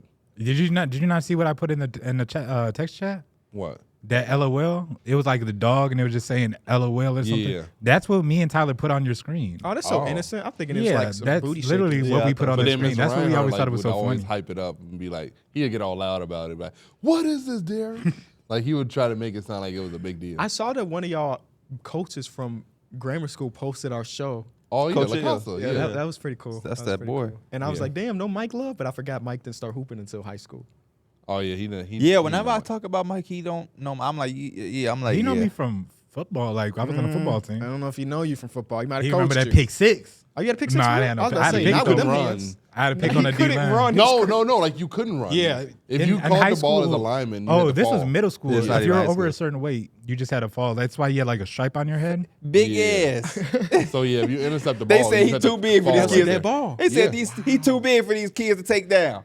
It's not a I dead would've ball. definitely You ran still him get the over. interception, but like So you got to pick from the D line. Yeah, Yeah. because I mean, we had a lot of people on our D line going crazy. So quarterback was getting hit, Who you and played? the ball was floating Oh, up like this, and I tried to close my eyes and cut Who it. y'all was one of playing? the, I don't you- remember. Wasn't it you, Joffrey, and Dubos that was on? It was like something like Damn. that. That's a big line. yeah. You know, it was the most. This used to happen innocently. You would see somebody you like or somebody, and you'd be like, "Hey, man, look," and they'll go to their profile, accidentally like a picture. Have y'all ever done that? Yes, Yeah. yes, yes. Oh man, Yes, you don't yes. like the picture from 56 weeks ago. Yeah. Bro, have y'all ever had like been in the shower or whatever, and like you grab your phone and your hands is a little wet or whatever, and like your phone be just It going, just started they be doing doing whatever, stuff. I swear, bro, it started calling like a random number from like a couple of days ago. I'm Mike like, done what the hell? uploaded a thigh picture in the shower accidentally. He's like, oh, how do I delete this? I don't know why. I went through a random phase of like pocket dialing people, and I don't even know how it The happened. big Yeah, brother. you done did that to me a couple times.